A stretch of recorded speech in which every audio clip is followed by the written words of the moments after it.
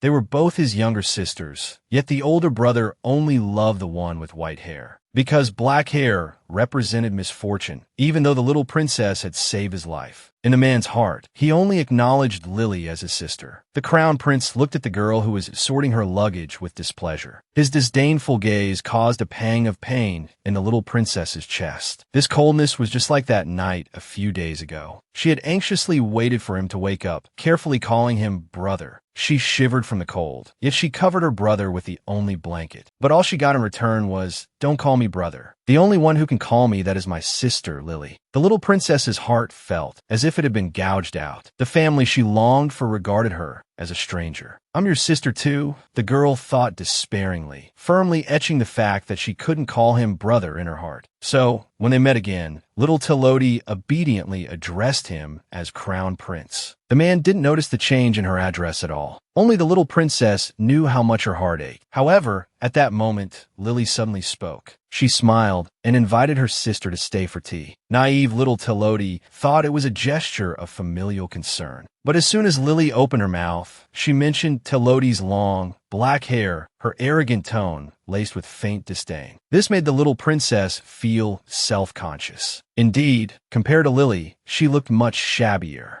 Lily's hair was as beautiful as a lily, her whole being radiating an air of nobility. Telodi, on the other hand, was still wearing a simple, old dress. She didn't look like a princess at all. Moreover, her black hair was an omen of misfortune. At that moment, she finally understood why her family disliked her. However, just then, Lily suddenly noticed the hairpin by the little princess's ear. How could she allow her sister to possess something she didn't have? So, the girl arrogantly reached out her hand. "Your hairpin is quite lovely. Give it to me." Lily's tone carried an undeniable command. Seeing this, the little princess quickly took 2 steps back. She was on the verge of tears, but Lily completely ignored her resistance. "If anyone sees this, they'll think I'm stealing from you. It's just a cheap Lily of the Valley hairpin. Are you really that unwilling to lend it to me?" Seeing that Lily was about to snatch it, the little princess mustered a bit of courage. Loanna had once told her that the language of the Lily of the Valley was, "You will surely find happiness." So, it wasn't just a small hairpin. It also held her hopes for the future. The girl declared righteously that the hairpin was hers, and she wouldn't give it up. As soon as she finished speaking, Lily's expression changed. This was the first time anyone had dared to speak to her like that. The girl angrily knocked over all the teacups on the table. She was waiting for her brother to stand up for her. In front of her brother, the little princess was being bullied by her two-faced sister. Scalding tea splashed all over the girl. Little Telodi winced in pain, but Lily showed no intention of stopping. Seeing the heavy slap about to fall, the crown prince finally stood up. He abruptly grabbed Lily's small hand. "Stop it," the man said gently. But his willful sister didn't give her brother any face. She struggled to shake off his hand, tears falling like pearls. "Brother, you're too much. You're acting like I'm trying to steal sister's things." Lily's accusations struck a chord in the man's heart. The crown prince quickly promised to buy her an identical hairpin. However, this answer didn't satisfy Lily. She glanced sideways at the little princess, who was being comforted. How dare a jinx try to compete with her for their brother's affection? Thinking this, the girl gave a cold smile. Then she turned and ran out of the courtyard. She was waiting for her brother to abandon her sister and chase after her. Watching Lily run away, the helpless crown prince could only let Ashwin chase after her first. He himself stayed behind to continue drinking tea with Telodi. Although he didn't particularly like this black-haired sister of his, he wouldn't allow her to be bullied, especially since the girl had saved his life. Looking at the new dress he had given his sister, a sense of satisfaction bloomed in the man's heart. However, the young princess was unaware of all this. Just as she was hesitating about whether to leave, she heard the man beside her suddenly speak that that a new dress. The young princess was taken aback by the question. So, was her brother showing concern for her? In her heart, she still held onto the last shred of hope for her family. However, when she told her brother that the dress was made by Loanna, the crown prince suddenly changed. The man slammed the table, and the young princess trembled in fear. She subconsciously called out, "Brother," but was ruthlessly interrupted. "I told you not to call me that. You'd better be careful. Don't think I stopped Lily for your sake. You're not worthy." Disgust was evident on the man's face. The young princess choked back tears and addressed him formally. Your Highness. She voiced the question that had been weighing on her heart. Lily is your sister, but so am I. Why can't you show me even a little bit of affection? However, before she could finish, the crown prince interrupted her sharply. If I had to choose between the two of you, I would choose Lily without hesitation. With that, the man turned and left without looking back. He left the young princess weeping behind him. However, the crown prince didn't realize his magic book had been left behind, and he would soon regret everything he had done. Becoming a princess, the white-haired younger sister received all of her brother's love, while the black-haired older sister didn't even have the right to call him brother. The young princess felt incredibly wronged. She was the one who had been scalded by the tea, yet everyone only cared about Lily's feelings. Thinking this, the girl tearfully prepared to leave. However, as soon as she lifted her foot, she kicked her brother's forgotten magic book. Driven by curiosity, the young princess picked it up, but she didn't expect to be able to understand the spells written inside. They were in a language she had never seen before. The girl's eyes lit up. She had heard that learning magic required immense talent. Someone like her, who could decipher spells, was one in a million. If she could learn the magic in the book, would her brother look at her differently? Would she finally be worthy of love? The young princess thought humbly, but then a special passage appeared before her eyes. Seek the magic of destiny. This part seemed like even her brother hadn't understood it. The girl curiously read the spell aloud, but she didn't expect it to actually work. A flash of white light, and in the next second, she was transported to an unfamiliar room. The pitch-black surroundings sent chills down her spine. Just then, heavy footsteps suddenly echoed from behind her. She turned around in terror, only to see a black-haired young man with an eye patch looking down at her. If you leave now, I won't kill you. The young man's face was expressionless, but the young princess found him terrifying. She didn't expect the magic to fail her at such a crucial moment. No matter how she chanted the spells from the book, her surroundings didn't change. Now the young princess was completely despairing. She trembled, waiting for death. But to her surprise, the young man simply touched the lingam hairpin by her ear, his demeanor gentle, as if everything that had just happened had never occurred. Later, little Teloti learned that this young man's name was Li Wan. He wasn't a captive prisoner. On the contrary, he was the master of this castle. It was just that, for some unknown reason, he had to wear handcuffs. And he wasn't as frightening as he seemed. One could even say he had a good temper. He would prepare sumptuous meals for the little princess and would even care for the small wounds on her hands. Every time the girl learned a new spell, she would show it to Li Wan first, and the young man would patiently watch until the end. He would also gently praise her progress. This was the kind of care that little Teloti couldn't feel from her family. She had long since regarded Li Wan as her older brother. If she could, the little princess really wanted to live here forever. But she had a reason she had to go back, because Loanna was still waiting for her in the palace. So, the girl began to study magic even more diligently. But she didn't expect that the new spell she learned would almost cause a disaster. In order to return to her brother's side, the little princess worked herself to the point of near collapse. She practiced the spell she used to arrive over and over again, her body aching faintly from the overexertion of magical power. But even so, she still couldn't find a way back. Seeing the girl's face grow paler day by day, Li Wan, who originally hadn't intended to interfere, finally couldn't stand it any longer. He demanded that the little princess only use magic 50 times a day, and that she had to wait until she had fully recovered before studying again. The little princess protested angrily, but Li Wan completely ignored her dissatisfaction. The young man lifted his hand and placed the magic book on the highest shelf. But he never imagined that the little princess would risk her life to go home. That night, the girl secretly climbed the ladder next to the bookshelf. The magic book was placed very high. Even on tiptoe, the little princess was still a long way off. But she desperately wanted to go home. So, ignoring the danger, the girl climbed up another rung. Just as she thought she was about to reach the book, she suddenly lost her balance. With a loud crash, the little princess fell heavily from the bookshelf. The plan to steal the book failed, and she woke Li Wan next door. She waited where Chief Ly for the young man's punishment. But unexpectedly, he was first concerned about her injuries. The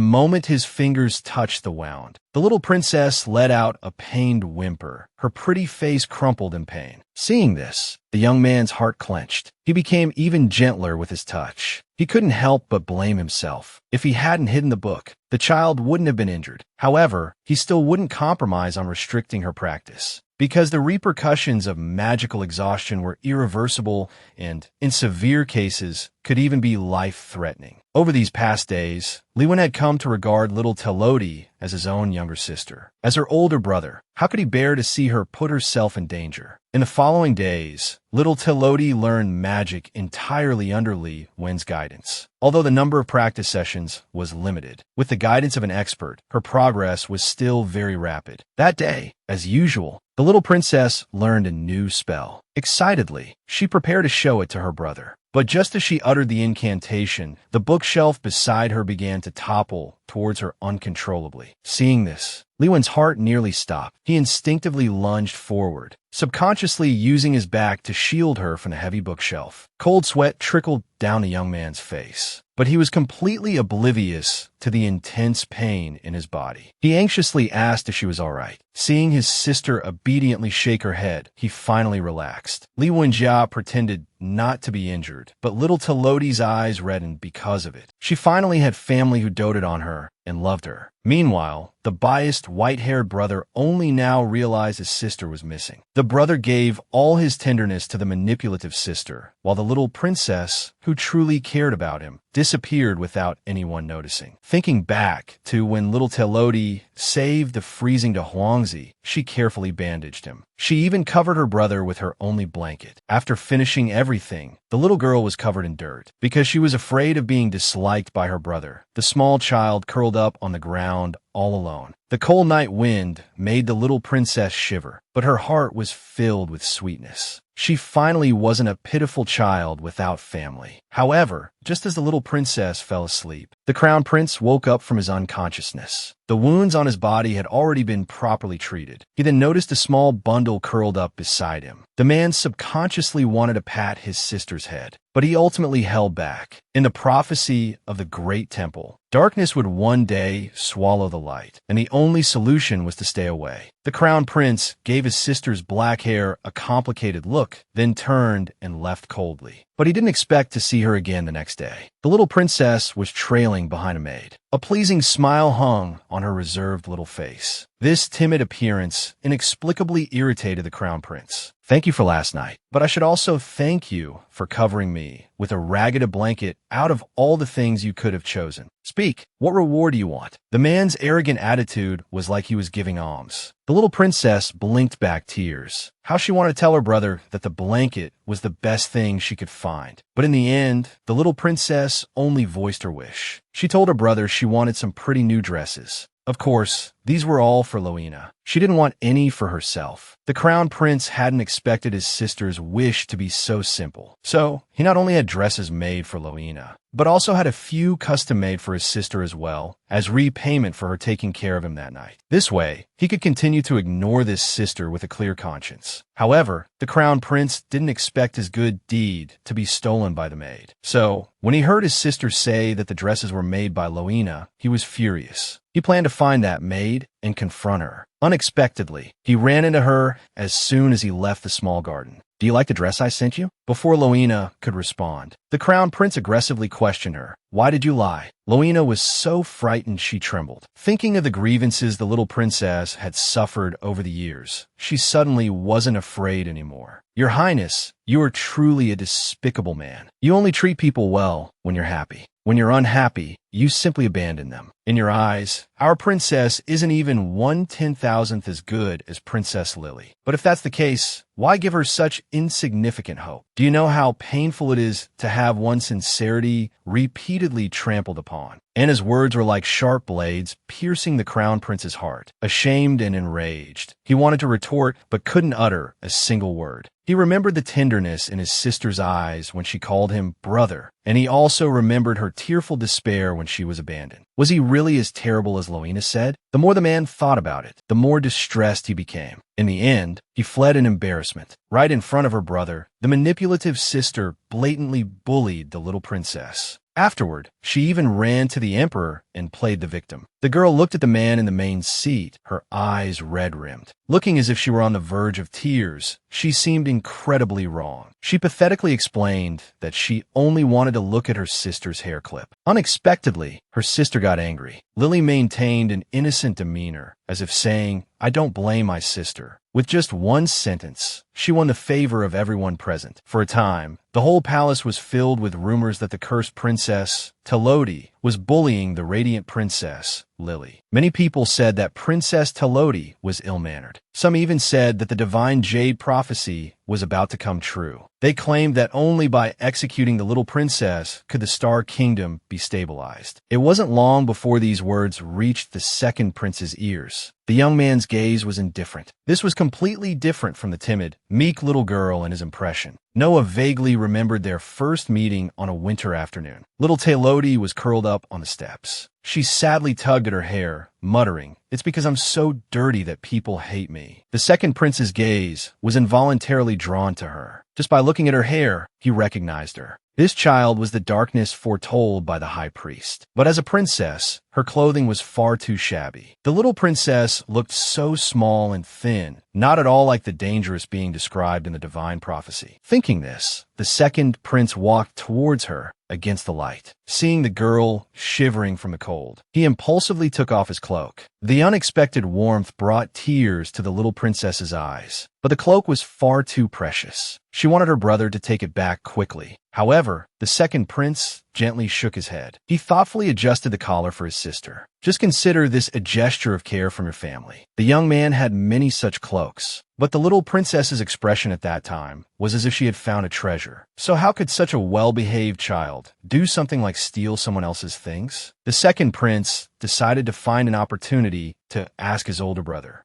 Meanwhile, the first prince also heard the same rumors. His heart wavered even more. According to the high priest's prophecy, approaching darkness would bring disaster. He was unwilling to give up the throne that was within his grasp. Just as he was agonizing over this, there came an urgent knock on his study door. The visitor was Sir Ashwin. The first prince waved his hand impatiently, but the next second, he heard news that shocked him to his core. Princess Telodi is missing. The man's heart clenched. A strong sense of unease washed over him. He suddenly regretted it. They were both his sisters. But because black hair represented misfortune, even when the little princess was beaten and scolded, the first prince only watched coldly from the sidelines. His heart always favored the white-haired radiant princess, Lily. But he didn't understand why his heart ached so much after his sister's disappearance. The man frantically searched through the magic books in his drawer. He vaguely remembered a locating spell recorded in one of them. But after searching for a long time, he couldn't find it. Now the first prince was completely panicked. He frantically ordered his men to search for the missing little princess, while he slumped dejectedly into his chair. He had never imagined that one day, his sister would completely disappear from his world, without even giving him a chance to regret. The man painfully recalled the scene from a few days ago. He had clearly seen Lily snatch the little princess's hair clip, but as her older brother, he had done nothing. He even told his sister that if he had to choose between the two of them, he would choose Lily without hesitation. If he had looked back then, he would have noticed the girl's tears of despair. In truth, the first prince did love his sister. His childhood experiences had blinded him. His mother was a paranoid lunatic. From a young age, she demanded he be the perfect heir. Insults and beatings were commonplace. Inheriting the throne became his sole objective. Even so, the first prince still deeply loved this harsh woman. But not long after, his mother passed away. The young prince became despondent, until, as a youth, he met Lily for the first time. The girl from Hainan, beautiful like a lily. The small, sweet girl softly called him brother. The high walls the first prince had built around his heart instantly crumbled. He hadn't believed any divine grace existed in the world. But in this moment, he saw his white-haired sister as a deity. Yet he didn't know why, but Lily's vibrant face in his memory gradually blurred, replaced by Telodi's shy smile. At this moment, the first prince's heart felt as if it were being torn apart. He clearly cared about the little princess. But why did he have to hurt her again and again? If the heavens could give him another chance, he would definitely treat his sister well. Thinking this, the man got up and went to the little princess's side palace. The high priest had repeatedly warned him not to go there, but he couldn't care less anymore. Compared to his sister's safety, what did the crown prince's position even matter? He just hadn't expected the queen's palace, where his sister lived, to be so dilapidated, and he was about to learn the truth that would fill him with regret. Two sisters born on the same day, but the brother only loved the one with white hair. He turned a blind eye to the little princess's devotion. He wouldn't even let her call him brother. However, after the girl disappeared, the first prince realized how terribly wrong he had been. The man went alone to the little princess's palace. But the further he went, the heavier his heart became. The desolate courtyard seemed to accuse him of his favoritism. And upon entering the inner palace, he was stunned by the scene before him. The decaying rafters looked as if they would collapse at any second. And in the vast palace, there wasn't a single candle to be found. This wasn't a place fit for human habitation. Yet, his sister had lived in these conditions for 10 years. A mix of emotions welled up inside the man. He asked Loanna to take him to the little princess's room. Just as he stepped onto the stairs, the first prince nearly missed his footing. He looked down and noticed the dilapidated staircase. The thought that his sister might have been injured made his heart clench. Loanna, however, seemed accustomed to it. She said resignedly that she knew the stairs were dangerous, but they didn't have the money to repair them. The royal palace often withheld the little princess's allowance, so just feeding themselves was already a struggle. The winters here were always harsh, but even with her hands covered in sores from the cold, the child never complained. As she spoke, Loanna's expression softened. The princess always dreamed that one day her family would come for her. So no matter how hard life was, she was still like a little son. Seeing her filled with such hope, I really couldn't bear to shatter her dreams. Loanna's words were like sharp blades, cutting open the truth the first prince didn't dare to face. The man couldn't imagine anything more painful than this. Had he, as a brother, been this awful?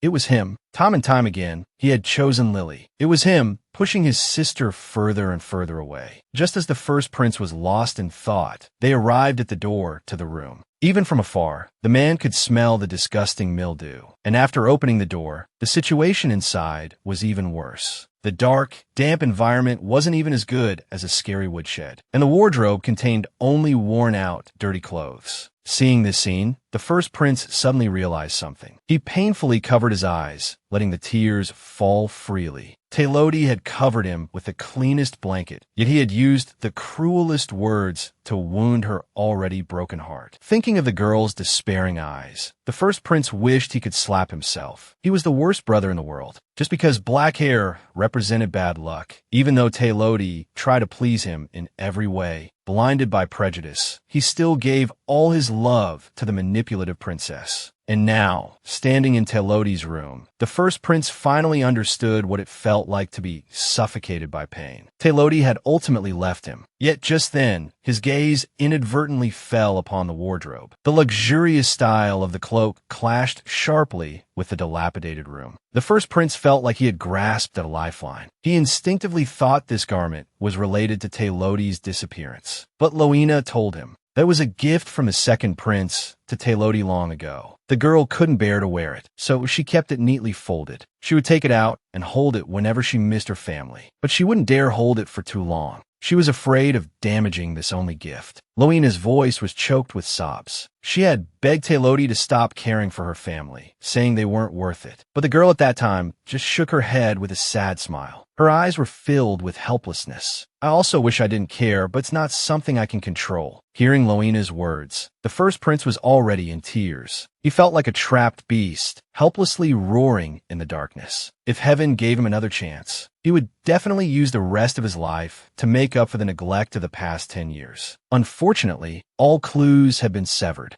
Now, the only person who could have possibly taken Teilodi was the assassin from a few days ago. That day, the high priest had sought him out. The old man had declared with certainty that a dangerous individual was lurking near Lily. So, the first prince went to Lily's chambers without a second thought. And, just as the high priest had predicted, upon entering, he saw a man cloaked in black, chanting an attack spell. In that critical moment, the first prince instinctively shielded Lily. A sharp blade pierced his abdomen. But even so, he still erected a magical barrier for Lily. Afterward, the man fled towards Teilodi's side palace. He chased him all the way to this vicinity. Unfortunately, he didn't catch the assassin, but he himself collapsed from blood loss. Thinking of this, the first prince's heart ached intensely again. He could be injured and bleed for Lily. Yet he left Taylodi, who had cared for him all night, alone in the garden. He had 2 sisters, but because of his favoritism, he lost one of them. The first prince's hands trembled uncontrollably. He had actually long placed Taylodi in the same important position as Lily. But because of that damned pride, he repeatedly hurt Taylodi's feelings. The man clutched his hair in anguish. He didn't dare to think about those past details, but everything before his eyes brutally reminded him of how much he had failed as a brother. The first prince deluded himself into thinking that if he had reached out that day, even just once, would Taylodi not have left in disappointment? Would she have forgiven him?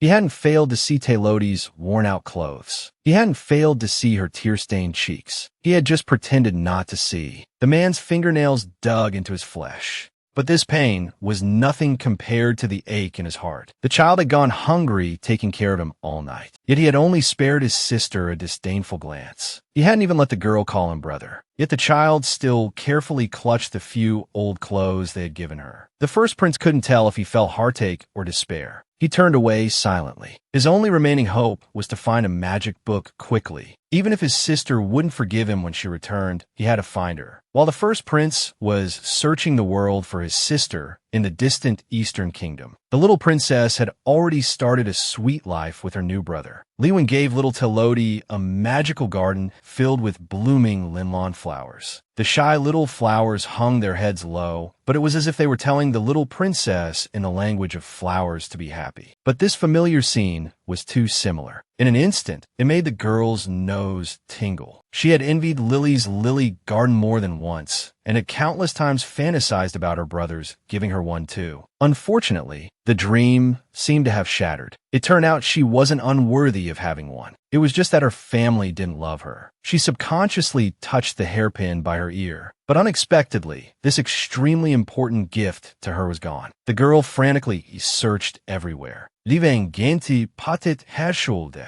He comforted the little princess, telling her to eat something first. Then he took out a prepared sandwich from the basket. During this time, the young man had already figured out the girl's tastes, and he was very willing to take care of the little princess's daily life like a personal butler. If his own sister were still alive, she would be the same age as the girl. The young man looked at Taylodi with a look of remembrance in his eyes. She was the same age as the girl. The young man looked at Taylodi with a look of remembrance in his eyes. Just then, the little princess suddenly spoke. She was a little curious and asked Lewin if his handcuffs could be removed. Seeing how inconvenient it was for her brother to move, the girl really wanted to use magic to help him. He had a sensible sister, but he didn't cherish her. Instead, he only loved the spoiled and manipulative Lily. It wasn't until he lost her completely that the first prince realized how important his sister truly was to him. Unfortunately, the little princess now had a family who truly loved her. Those belated affections were worthless. He didn't need them anymore, compared to the first prince's cold words. Her golden-haired brother had never disliked her inauspicious black hair and would protect her gently like a knight. So, in just a few short days, Lewin's place in Taylodi's heart had already far surpassed that of her 2 heartless brothers. Therefore, the girl sincerely wanted to do something for the young man. She Kungda touched her brother's wrist. The rough material of the restraints had rubbed it raw. If only she could help her brother. Thinking of this, the little princess suddenly had an idea. Maybe the book had a spell to open the restraints. She also wanted to take the opportunity to try the spell to go home again. So, the little princess gently tugged on her brother's sleeve. She said obediently that she wanted to go look in the book for a way to unlock the restraints. But before she could turn around, Lewin had already grabbed her wrist. A cunning glint flashed in the young man's eyes. The little princess instantly felt like her thoughts had been seen through. However, before she could run away, Lewin behind her spoke softly. "You're not doing this to trick me, are you?" Hearing this, the girl stammered and shook her head. But the young man was already smiling, his eyes crinkling. The little princess then realized she had been teased. But all jokes aside, Lewin once again emphasized the importance of rest to his sister. Overusing magic was no different from shortening her life. He understood the girl's desire to go home, but he would never teach her the magic book, even if she beat him to death. After saying this, the young man blinked innocently. This flattened expression made the little princess quite angry. Looking at the girl's lively expressions, Lewin also revealed a gratified smile. This child was already much more lively than when she first arrived. It seemed his efforts hadn't been in vain. The next second, the young man raised his hand and gently stroked his sister's long hair. Then he helplessly expressed that he didn't want to unlock the handcuffs for the time being, because doing so would frighten some people. He tugged at the corner of his mouth indifferently. Anyway, for him, wearing the restraints for the rest of his life wasn't impossible. Lewin said this casually, but the little princess's heart suddenly clenched. She loudly told Lewin, "No, you can't hide yourself away from life." She knew what kind of despair it was to be feared by everyone. Therefore, she couldn't let her brother sink into that mire. Just because black hair represented bad luck. The little princess had been disliked by her brothers since birth, bullied by her two-faced sister, living in the most remote palace. Even having a full meal had become a luxury. For a young child, such a life was cruel enough. But people also blamed the queen's death on the girl. She became a veritable jinx. No one cared about her life or death except for Loina. But it wasn't until she met Li Wan that she realized a brother could be so gentle to his sister. After these days together, she had already regarded Li Wan as her most important family member, so she was even more reluctant to see the young man tormented by the restraints. The little princess looked at her brother's wrists with heartache. Her moist eyes looked as if she would cry the next second. Now, it was Li Wen's turn to be at a loss. He could only compromise and assure his sister that he definitely wouldn't hide himself away from life and that he would take off his restraints sooner or later. Hearing this, the little princess's heart finally settled down. She curiously asked if Li Wen also liked Ling Wan,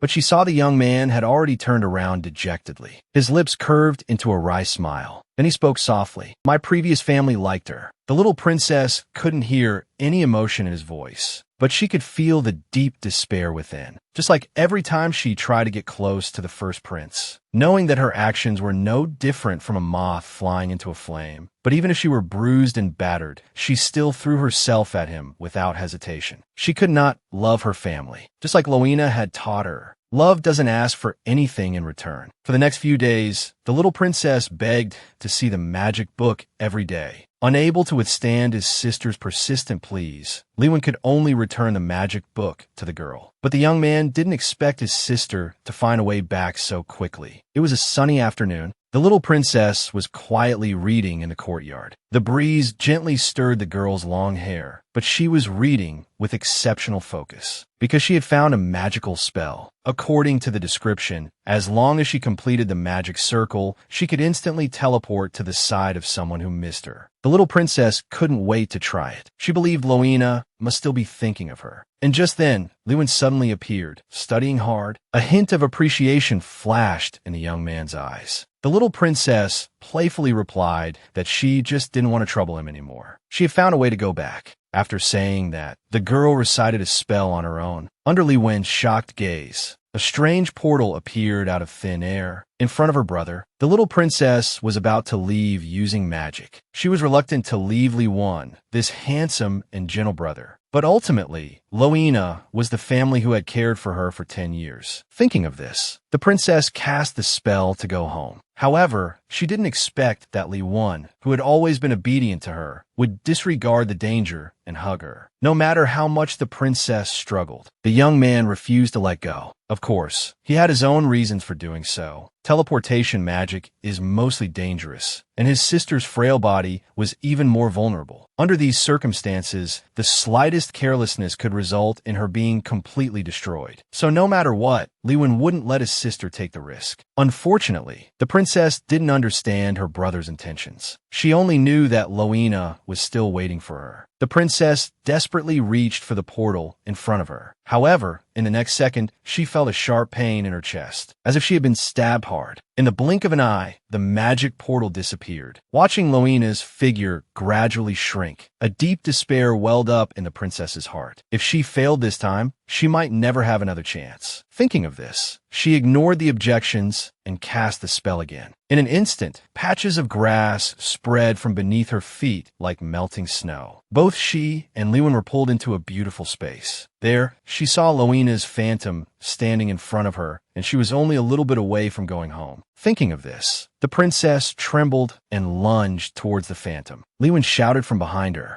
As things stood, the entire spell was on the verge of going out of control. If this continued, his sister might die. But the princess couldn't hear a word. She desperately wanted to return to Loina's side. Even though the pain from the magic backlash made her whole body tremble, she still struggled towards the phantom. Even if she had to crawl, she would crawl back to Loina. However, in the next second, a strong wave of dizziness swept over her. In an instant, the world seemed to darken. The unprepared princess fell heavily, but the expected pain didn't come. Lewin caught her steadily. The young man carefully held the princess in his arms. Looking at his sister's unfocused eyes, his heart was filled with self-blame. If he hadn't stopped her, she wouldn't have suffered such serious internal injuries. But he also had his own reasons. Lewin sighed bitterly, his expression softening. Over the past few days, he had come to like this optimistic and cheerful child. He remembered when she first arrived. Due to her lack of security, she always liked to curl up in a corner. She also ate very little of the food he prepared for her, as if enduring hunger was her specialty. And she was still so kind. He had only shown her a little casual concern, but she was moved to tears. All these strange behaviors made Lewin feel that this sensible child had never been treated kindly. In little Telodi, Lewin always saw his own shadow, so he hoped she could be happy. Because of her brother's obstruction, the princess fell into a coma due to the magic backlash. At this moment, she was lying weakly in bed, her pale face as if she would die the next second. Lewin was taking care of her with heartache, but the princess hadn't woken up due to her serious injuries. She was having a long, beautiful dream. In the dream, many people were desperately searching for her. Loina, Daswin the Knight, and even the first prince. They were all worried about her. At the end of the dream, her brother seemed to be crying. He was so sad, as if he had lost his most important treasure. So were these the tears her brother shed for her? The next second, the princess woke up from her dream, but there was no sad first prince in front of her. By his bedside, only the theory that he was being carefully looked after remained. At this moment, the girl's heart, filled with anticipation, instantly sank. She should have known long ago that the first prince wouldn't miss her. With the understanding Lily by his side, her brother probably still didn't know she was gone. The little princess smiled bitterly, hiding the disappointment in her eyes. She then snuggled into Li Wen's arms, seeing the little princess, who had been asleep for days, finally awake. The young man no longer resembled the noble Guna he usually was. He chattered on, giving his sister a lecture. After learning that there wasn't any serious issue, Li Wen's heart finally settled. He gently told the little princess that tomorrow's breakfast would be her favorite raspberry sandwiches, so she should rest well tonight. After speaking, Li Wen prepared to turn off the light and leave. But before he could turn around, his sister gently tugged on his sleeve. The little princess looked up pitifully, and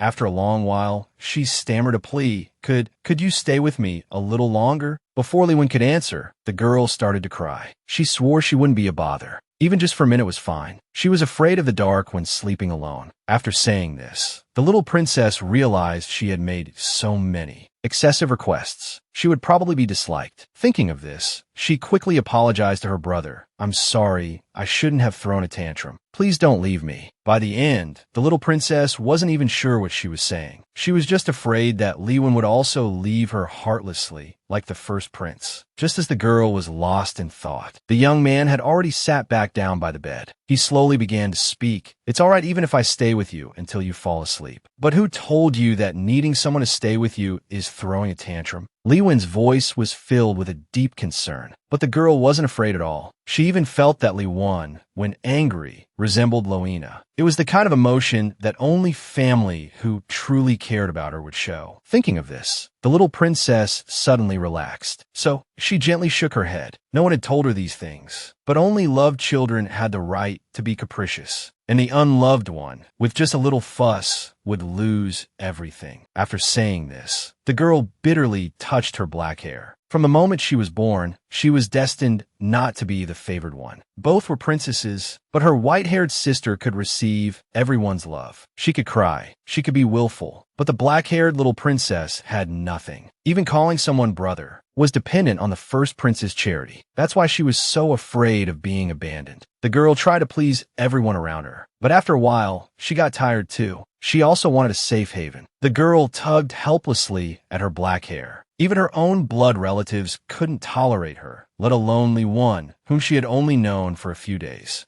Perhaps she really was, as the prophecy foretold, cursed with abandonment. Otherwise, why was she always the one being left behind? The little princess revealed the secret hidden in her heart, and the young man's eyes slowly reddened. Their childhood experiences were remarkably similar. Both were deeply wounded by the family they loved most. That's why he was so reluctant for the little princess to leave. It was Li Wan who secretly took her hairpin. It was also him who took the backlash and interrupted her magic. The young man tried everything to make his sister stay. But now it seemed the little princess was determined to go back. So, was he going to be abandoned too? At this moment, Li Wan could no longer maintain his aloof demeanor. He pleaded with his sister to stay for a few more days. But the little princess shook her head helplessly. She told Li Wan that if she stayed any longer, she was afraid Loina would do something foolish. And he wanted to make one last effort, even though he had repeatedly warned himself not to harbor any illusions about his family. But the familial affection he had longed for over a decade wasn't something he could simply change by wishing it away. After hearing his sister's words, Liben Sigal Blesley, he really couldn't refuse the little princess. The young man gently cupped his sister's small hand. He placed the Linglong hairpin, a symbol of happiness, back into her hand. Not everyone in the world will love you, so you don't have to love everyone either. Look, you already have someone who loves you. The tenderness in the young man's eyes was almost overflowing. He softly said, "I'm sorry." He shouldn't have selfishly kept her confined by his side. But before he could finish, the little princess threw herself into his arms. The kind girl didn't suspect at all that it was her brother who had taken her hairpin. Listening to him repeatedly thanking her, Li Wan felt his own despicableness had nowhere to hide. At this moment, he became even more determined to send his sister home. So, after the little princess fell asleep, Li Wan quietly put the magic book back on the bookshelf. He deliberately chose a lower shelf, but in his heart, he prayed that she would discover it a little later. Unfortunately, the young man's hopes were dashed. As soon as the little princess woke up, she noticed the magic book on the shelf. He had cruelly hurt the sister he loved most, and so heaven had revoked his right to be her brother. At this very moment, the first prince was frantically searching for the little princess. Knights were sent out, wave after wave, but they only returned with bad news. His sister seemed to have vanished in a thin air. She hadn't even left a single trace. The man furiously slammed the documents onto the table. He was long tired of hearing the phrase, "We've done our best." The thought of his sister possibly being hungry and cold outside made the first prince's heart clench. He angrily rebuked the knights for their incompetence. But as he scolded them, he painfully tugged at his own hair. Ultimately, all the blame lay with him. He was a failure as a brother. Every corner of the palace had been searched. His only hope now rested with the magically gifted second prince. Although the relationship between the two brothers was not harmonious, the first prince gritted his teeth and summoned his brother to help find his sister. At this point, he was like a gambler willing to pay any price. As long as he could find his sister, he would do anything. Meanwhile, the little princess had just recovered from the after effects of the magic. She weakly moved her stiff body, her large, expectant eyes anxiously searching for the gentle young man. But Li Wan seemed to have left long ago. A flicker of disappointment crossed the girl's eyes. However, just then, she noticed the magic book on the shelf. Could it be that her brother had left it there on purpose? Thinking this, the little princess stretched onto her tiptoes with effort. Unfortunately, the book was placed too high. No matter how hard she tried, she couldn't reach it. After several attempts, the little princess plopped back onto the bed in frustration, her small, bun-like face puffed up with anger. She muttered discontentedly, Brother, you're not doing this on purpose, are you?" But just then, a clever idea popped into her little head. She had learned quite a few practical, everyday magic spells recently. Now, they could finally come in handy. With this thought, the girl softly chanted a summoning spell. Unexpectedly, the book on the shelf landed steadily in her arms. This was the first prince's property. The little princess hurriedly wiped the dust off the cover with her sleeve. She carefully flipped to the spell that could send her home. But at this moment, the girl suddenly hesitated. On one hand, there was Loina, who had cared for her like a mother. On one hand was Loina, who treasured her, and on the other, her family, whom she couldn't bear to leave. But in the end, the little princess chose to go home. She piously recited the spell from the book. However, this time the portal didn't appear. Her magic had failed. The first prince finally realized that the little princess, whom he had scorned, was the sister who truly cared about him. And Lily, whom he had loved for 10 years, had never cared about his life or death. But he, like a blind man, had hurt that fragile heart time and time again. If only he could do it all over again. He would beg his sister to call him brother one more time. Even just once. Wouldn't his heart ache less then? Now his only hope was that the second prince could find a clue about his sister. So for the first time, the first prince lowered his proud head. He pleaded with Noah to help him, his defeated appearance like a gambler who had lost everything. However, all his efforts were in vain. Even a most powerful search spell couldn't find a single trace of the little princess. Watching the magical glow gradually fade, the hope in the first prince's eyes also dimmed little by little. Meanwhile, the little princess, anxious to go home, suffered one magical failure after another. She stared at her hands in frustration. What was the problem?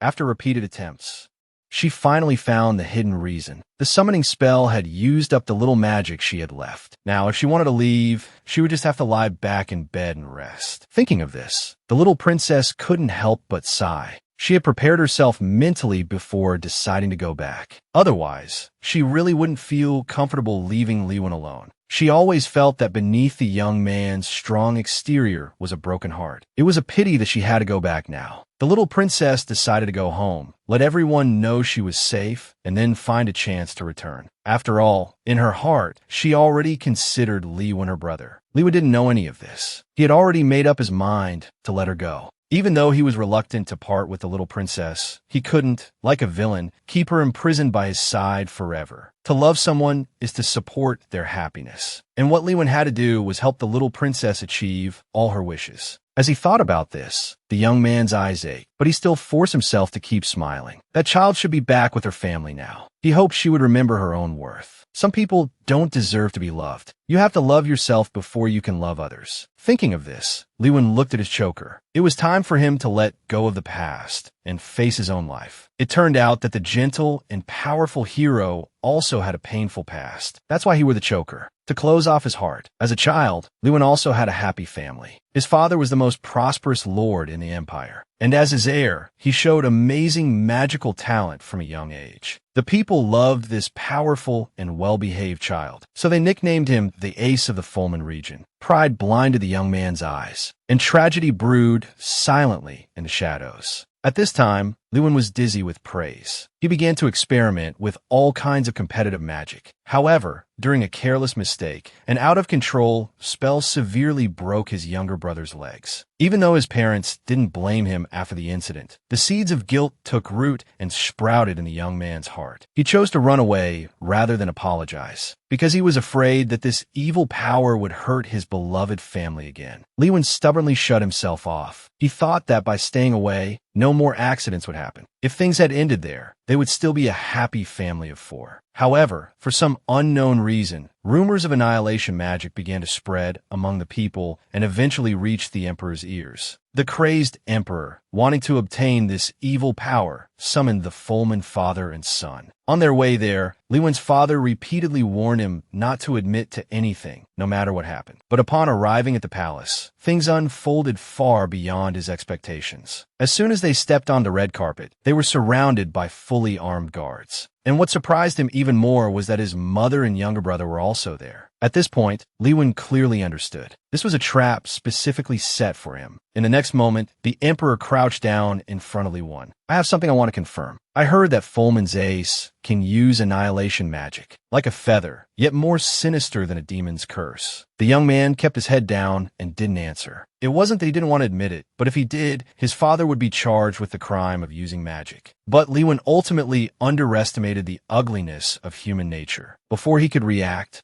the emperor's blade had already pierced his father's body. At the same time, cries of pain came from his mother and brother. Listening to his family's flesh being pierced and bones being broken, Liwen could no longer bear the torture. He desperately chanted the spell. In the next second, a terrifying magic circle, like a vengeful ghost, enveloped everyone. His dying father grabbed his son's sleeve. He used his last strength to stop Li Wen's attack. She was a kind and gentle true princess, but because of her black hair, she was bullied by the arrogant and manipulative fake princess, living in the most remote palace, wearing the most ragged clothes. The first time they met, Li Wen even mistook Taelodi for a beggar who had wandered into the palace. But later, he learned that he had actually found the little princess of an enemy nation. And, just like him, she possessed an astonishing magical talent. Looking into the girl's eyes, filled with a thirst for knowledge, Li Wen saw a reflection of his once proud self. Equally gifted, equally spirited, and equally naive. This made Li Wen subconsciously treat Taelodi as his younger sister. He transferred the guilt he felt towards his family onto the little princess. But even so, he still couldn't forgive himself for what happened that day. If he had been ruthless enough to kill the shameless emperor, would his family not have died so tragically in agony?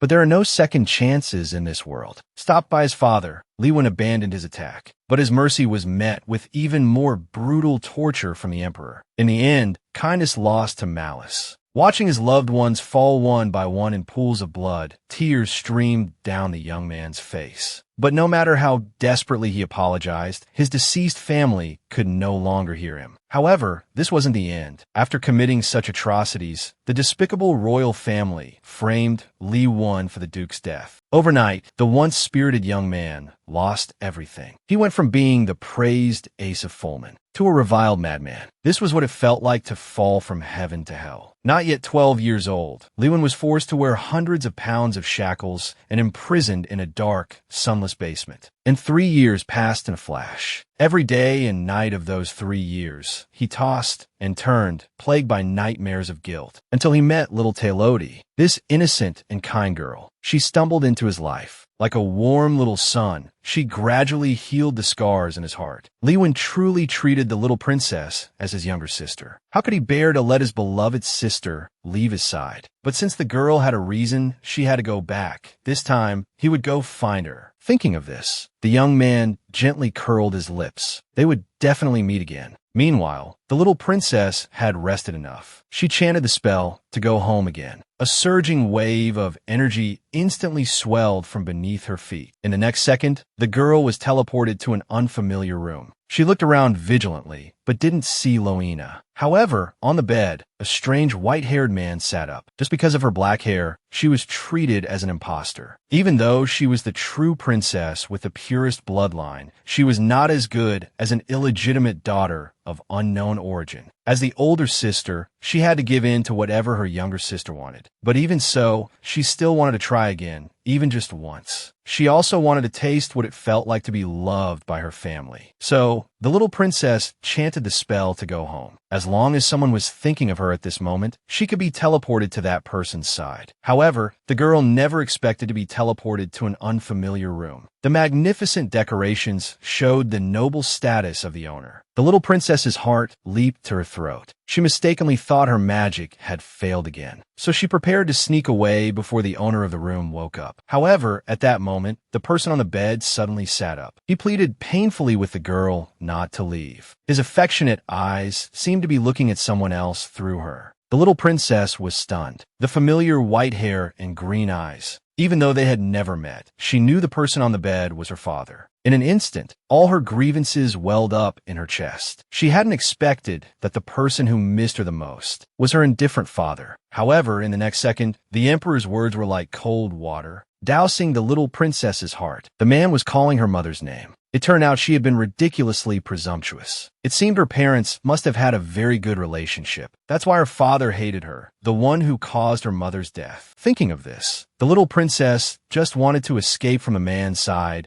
as quickly as possible. She panicked and dodged her father's touch, using cautious magic to chant the teleportation spell again. As the energy surged, the emperor instinctively drew his sword. The little princess was frightened and trembling all over. She jumped into the spatial rift almost blindly. blindly. Fortunately, this time, she finally teleported to Loina's side. Meanwhile, the Crown Prince also sensed the unusual magical fluctuation. The familiar feeling made him certain that his younger sister had returned. He couldn't stop his hands from trembling, but his heart was filled with mixed emotions. At this moment, he didn't know how to face the sister he had wronged for 10 years. Could he admit that he was a sensitive, selfish jerk? That he had hurt the person who cared about him most because of a ridiculous prophecy? And after doing so many wrong things, could he have a nerve to tell his sister that he loved her? How would he say that? But he owed his sister an apology, even if she wouldn't accept it. Even if it meant losing his status as crown prince, he had to give her an explanation. The little princess, treated as a jinx, is the true light. And the younger sister, basking in the favor, is a fake, an imposter. It turns out that before little Telodi was even born, the queen had already dreamt of the goddess. In the dream, the deity gave the little princess the name of an ancient god and proclaimed to the world that she was the new generation's goddess. However, for unknown reasons, the divine Jade passed down a different version of the story. The queen, who was supposed to inherit the position of high priestess, died in childbirth. And the new high priestess intensified the spread of the rumor that the little princess was a jinx. As time went on, even the most fabricated lies would be taken as truth. Little Telodi thus became the darkness that everyone avoided. If it weren't for this accident, the crown prince wouldn't have even remembered that he had another sister. He could have continued to dote on Lily with a clear conscience and, under the manipulation of the high priestess, ascend to the throne he so desired. But some things, once the truth is known, can never be undone. These past 10 years of neglect are like a thorn deeply embedded in the crown prince's heart. During the days his sister was missing, he sought out the best tailors in the country. He had countless dresses made in various styles. But even though he filled his sister's wardrobe, he couldn't fill the void in his heart, and this belated guilt grew larger with the passage of time. Finally, the little princess returned. The crown prince was determined to go find his sister, no matter what. He would go mad if he didn't do something. It just so happened that the second prince arrived at this time. So, the two brothers resolutely went to their sister's residence. Meanwhile, the little princess was nestled on the sofa, drinking sweet milk. It seemed that after she left, the queen's palace budget had increased. The dilapidated floors and stairs had been repaired, and even the food had become more abundant. For a moment, the little princess wondered if her father and brothers had remembered her. The next second, she dismissed her unrealistic fantasy. The girl gave a self-deprecating, bitter smile. Perhaps they hadn't even noticed she was gone yet. However, just then, a hurried knock on the door interrupted the little princess's thoughts. As soon as Loina opened the door, the two princes strode in aggressively. They anxiously asked where the little princess was. Seeing this, the maid quickly and irritably scolded them. But the crown prince barged in regardless. After only a few steps, he saw his sister hiding in the corner. The moment their eyes met, the crown prince felt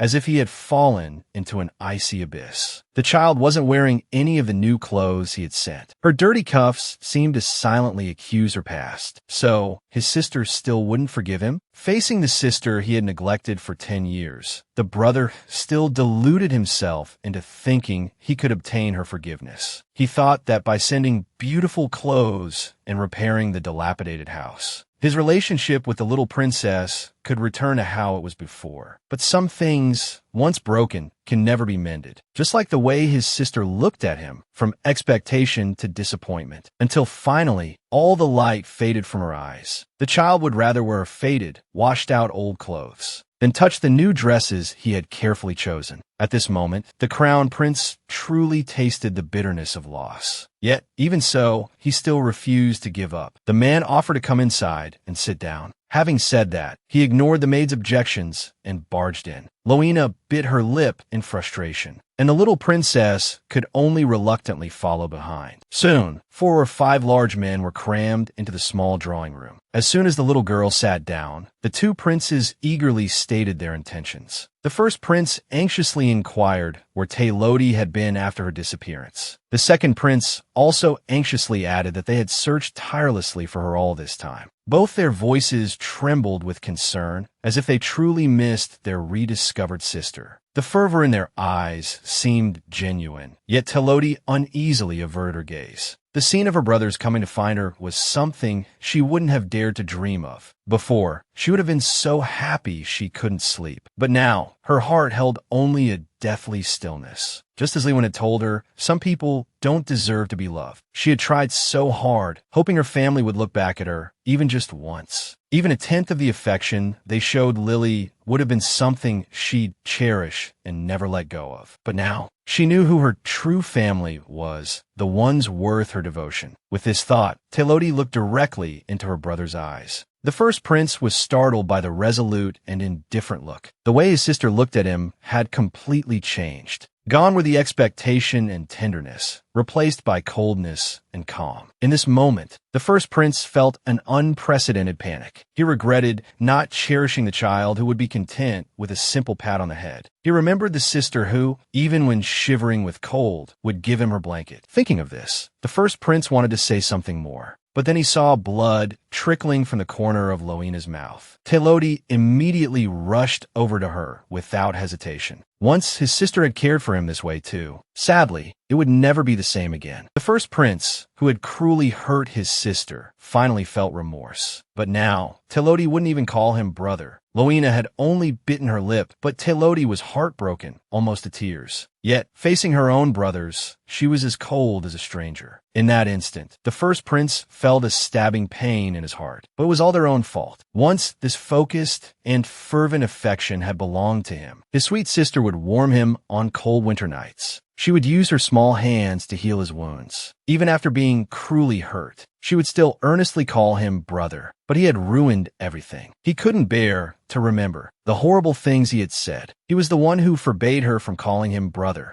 He was the one who viciously warned her that if he had to choose, he would choose Lily without hesitation. The more he thought about it, the more he felt like a failure as a brother. Teloti's resolute attitude frightened him. The first prince abruptly stood up. He desperately wanted to prove that he still held a place in her heart. "What should you call me?" he asked, his voice choked with a pleading sob. But he didn't get the answer he wanted. His sister called him Crown Prince. This was the title he had demanded of her, but now, hearing it, it was more cutting than any vicious insult. Yet even then, he refused to give up. He deluded himself, saying they were blood relatives. He wanted to hear her call him brother again. But Teloti just lowered her head uneasily. The past hurt was deeply ingrained. She was no longer the child who would endure any abuse for a piece of candy. She feared that this was all a facade, that if she pushed too hard, her brother would warn her again, like last time, not to have such wishful thinking. In the end, Teloti chose to close herself off, and the first prince didn't get to hear that long-awaited brother. Like a defeated rooster, he silently left his sister's residence. But as soon as he stepped outside, he clutched his chest in pain. The guards asked if he needed a physician. The first prince just shook his head, his face pale. Having his sincerity trampled into the dirt felt like a fate worse than death. He finally understood the heartache his sister had endured. Yet, he didn't know when she would ever forgive him. Meanwhile, the high priest had learned that the princes had visited their sister. If this continued, his embezzlement scheme with the head maid would be exposed. Thus, a more sinister plan was hatched. The little princess was in danger. The first prince finally realized he loved his black-haired sister, and those who had bullied the little princess would finally face retribution. He had been secretly investigating his sister's past in the heavenly temple. The deeper he delved, the more horrifying the truth became. He discovered that the funds allocated for his little sister's upbringing had been almost entirely embezzled. For 10 years, his sister had survived by begging for leftovers from the kitchen. No wonder a rusty hair clip had been treasured by her. It was something she couldn't afford, even after scrimping and saving.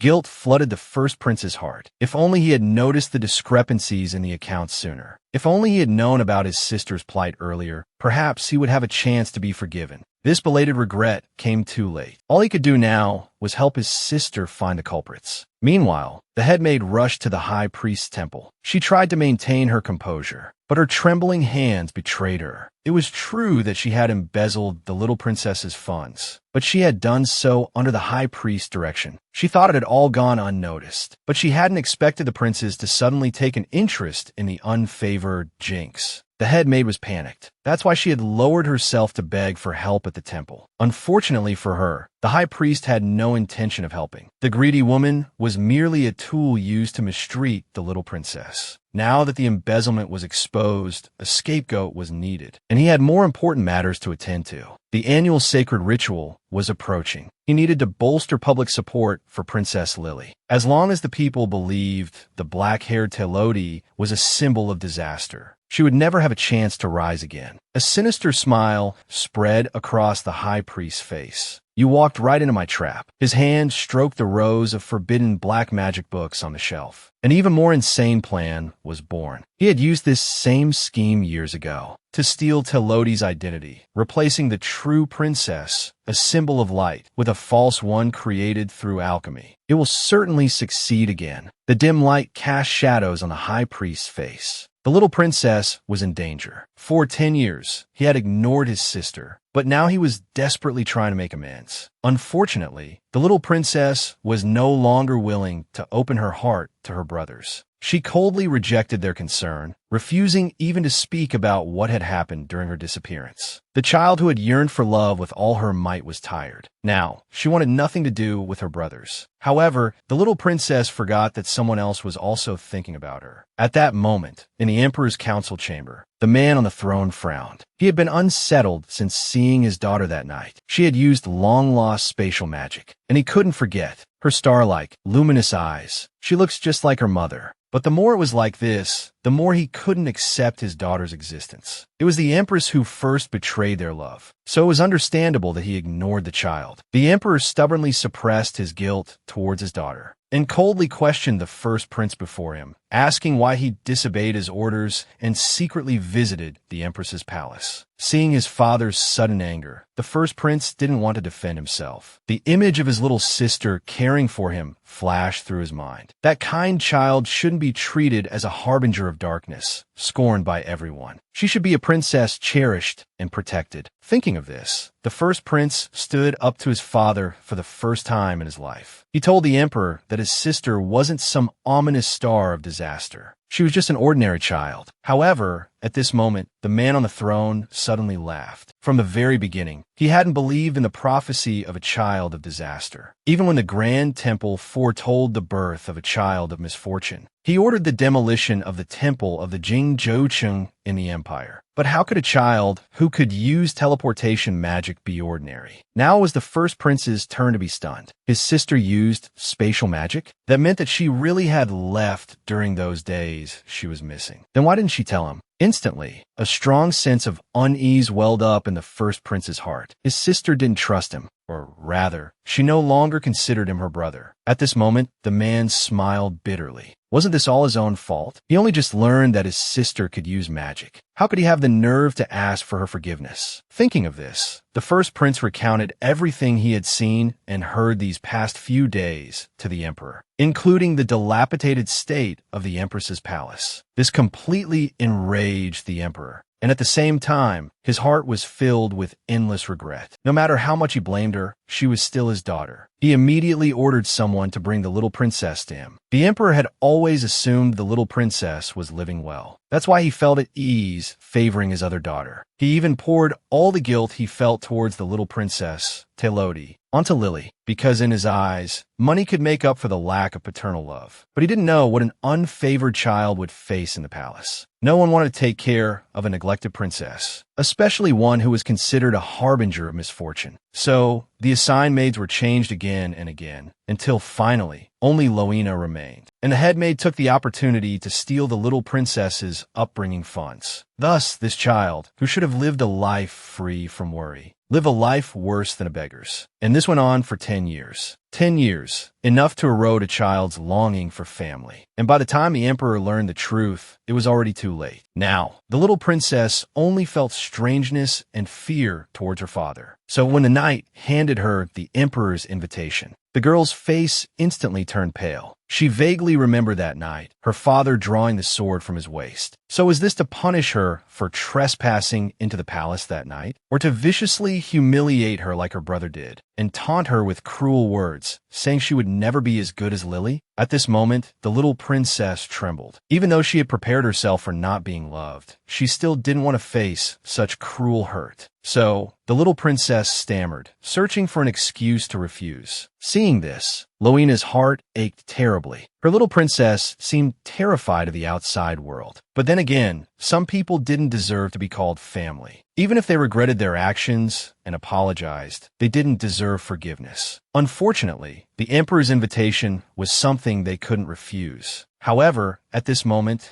the little princess suddenly claimed to have a stomachache. Watching her clutch her stomach in discomfort with her small hand, Loena's heart also leaped into her throat, though only where the other maids couldn't see. A flicker of guilt flashed through the little princess's eyes. This was the first time she had lied to Loena. But if she hadn't, she might have died. And what she hadn't expected was that after the emperor learned of her illness, he actually sent a large pile of healing potions. So many bottles, enough for her to use for a whole year. Yet, little Telodi didn't feel the slightest bit of joy. Perhaps her father's concern was just a whim. However, she completely underestimated a father's determination to see his daughter. For the next 5 days, she received invitations from the emperor. It seemed she had to find time to meet with him. 10 years of neglect made the emperor desperately try to compensate his daughter. Unfortunately, the wronged little princess only wanted to escape far away. She no longer trusted the family that had hurt her. For 10 whole years, no one had remembered her in her corner. Every birthday, it was only Loena who kept her company. Brilliant fireworks lit up the entire night sky, but not a single one was for her. Even more ridiculously, these fireworks were all for her younger sister, who shared her birthday. At a young age, she had already tasted the bitterness of heartache. And as time went on, these hurts became deeply ingrained. So the little princess finally learned her lesson. She no longer yearned for her family's affection, but she never expected that her father and brother would start to regret their actions after losing her. Ever since he first saw Minor, little Telodi's image had lingered in the emperor's mind. The child reminded him of his deceased wife. And after learning of his daughter's miserable life over the past 10 years, guilt took root and sprouted in the man's heart. As a father, he began to try every means to compensate his daughter. However, his frequent invitations were rejected time and time again. The helpless emperor could only exploit his daughter's kindness. That day, like usual, Ashwin brought another invitation from the emperor. The little princess only glanced at the cover and prepared to feign illness. But she had already used every possible ailment. Now she couldn't find any excuse to refuse. So the girl blinked her eyes sadly. She asked the knight if she could avoid going. She truly didn't want to face her biased father. However, Ashwin, kneeling on the ground, hesitated. He truly didn't want the little princess to suffer any harm. But the emperor's wrath was not something a mere knight could withstand. After much thought, he ultimately couldn't bring himself to speak. However, the sensitive little princess had already seen the knight's dilemma. As a princess, she could refuse without any repercussions. But Ashwin couldn't. Judging by the man's appearance, he had likely already been punished for her refusals. Therefore, she couldn't selfishly let those around her suffer for her. Thinking of this, the little princess suddenly made up her mind. She struggled to control her trembling hands. Although she was still afraid to see her father, for the sake of those who cared about her, she was willing to overcome her fear. So the little princess took Ashwin's hand, giving him the courage to overcome anything. In fact, running away wouldn't solve any problems. However, the little princess didn't expect that her father was truly afraid, and his 10 years of indifference were only because he hated her mother so much. 10 years of neglecting his daughter. Now he was trying every way to beg for forgiveness. Unfortunately, the emperor's painstaking efforts to compensate were futile. The little princess wouldn't even run to her father's side anymore. She just watched him coldly, just as she had when her brother apologized to her. She didn't understand why some people only regretted their actions after losing someone. And such compensation only makes one sick. Just at this moment, the emperor suddenly revealed a nostalgic expression. He praised how much the little princess resembled her mother. But in the next second, he recalled many unpleasant memories. The tenderness in his eyes was fleeting. He sadly began to tell the story of his youth. Back then, he had also deeply loved the little princess's mother. But all this was exchanged for his lover's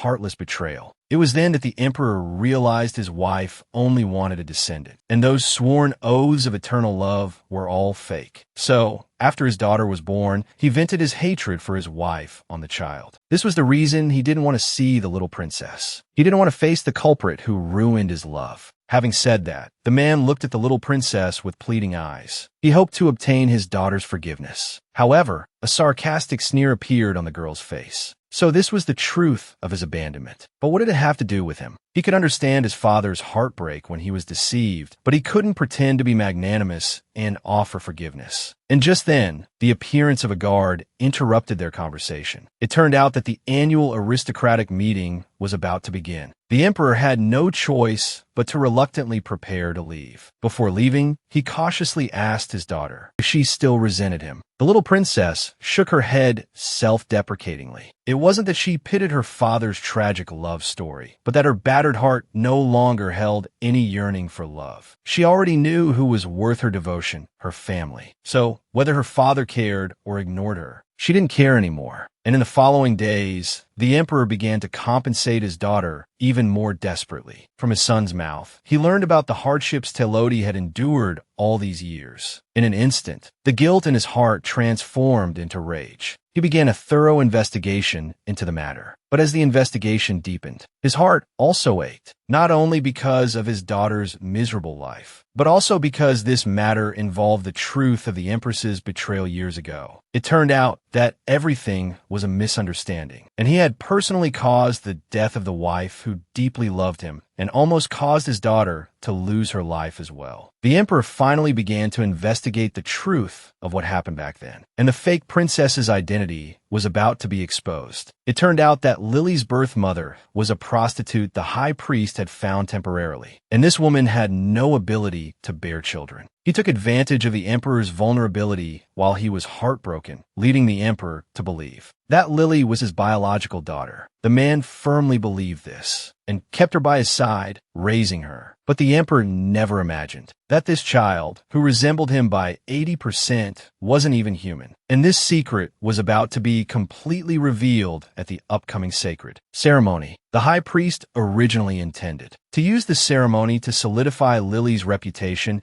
and incidentally give him a chance to approach the envoy sent by the Holy See. That person was the Pope's only disciple. A marriage alliance with him meant control over the divine power. So long ago, the high priest began frantically fabricating history. He had to make Lily the sole recipient of the divine history. Therefore, at this aristocratic meeting, ministers successively proposed that Lily receive the distinguished guest. Some even shamelessly praised how Lily's outstanding beauty would surely attract the divine historian's attention. After all, she was the only light of the Pyrrhisa Empire. The emperor, already tormented by guilt, flew into a rage after hearing these words. If Lily was the light, then what was his Telodi? At this, the originally noisy meeting hall instantly fell silent. The minister, looking back, trembled as he apologized to the emperor. Fortunately, the man on the throne didn't press the issue further. He indifferently stated that the task of receiving the distinguished guest could be given to Lily, but only if Lily herself was willing. After that, the emperor didn't speak up for Princess Telodi again, and everyone breathed a sigh of relief. However, they didn't know that this iron-blooded emperor had already traced the matter back to the high priest. He believed that the Pope's disciple could distinguish the true nature of the divine prison and know who was the star of light and who was the ominous darkness. Meanwhile, the crown prince was having tea with his younger brother. They were both upset that they hadn't received their sister's forgiveness. They'd heard that even their father had started to try to win her favor these days. Perhaps he regretted his actions just like they did. Now, the crown prince only hoped that his sister would be happy. Even if she didn't forgive them, it didn't matter. It was the retribution they deserved. However, another recent incident was causing them both a considerable headache. The investigation into the head maid's embezzlement of public funds. The crown prince compared the accounts item by item, but the overall investigation hadn't revealed anything. The person who had hurt his sister couldn't be punished accordingly. So, the two brothers decided to join forces. They were determined to seek justice for their wronged little sister. Both brothers regretted not protecting their beloved sister. And the person who had hurt the little princess was finally going to be punished. The first prince looked sharply at the headmaid. His voice was laced with a chilling coldness. Is everything on this expense list true? He slammed his hand on the table, and the headmaid's legs went weak with fright. Lying at this point would cost her her head, but if she implicated the high priest, she would die an even more gruesome death. The woman could already imagine herself being torn limb from limb. She didn't dare look the crown prince in the eye. She could only gamble. She was betting that the high priest had already destroyed all the evidence. So, the headmaid desperately claimed that everything was true. The man in the main seat's eyes instantly reddened.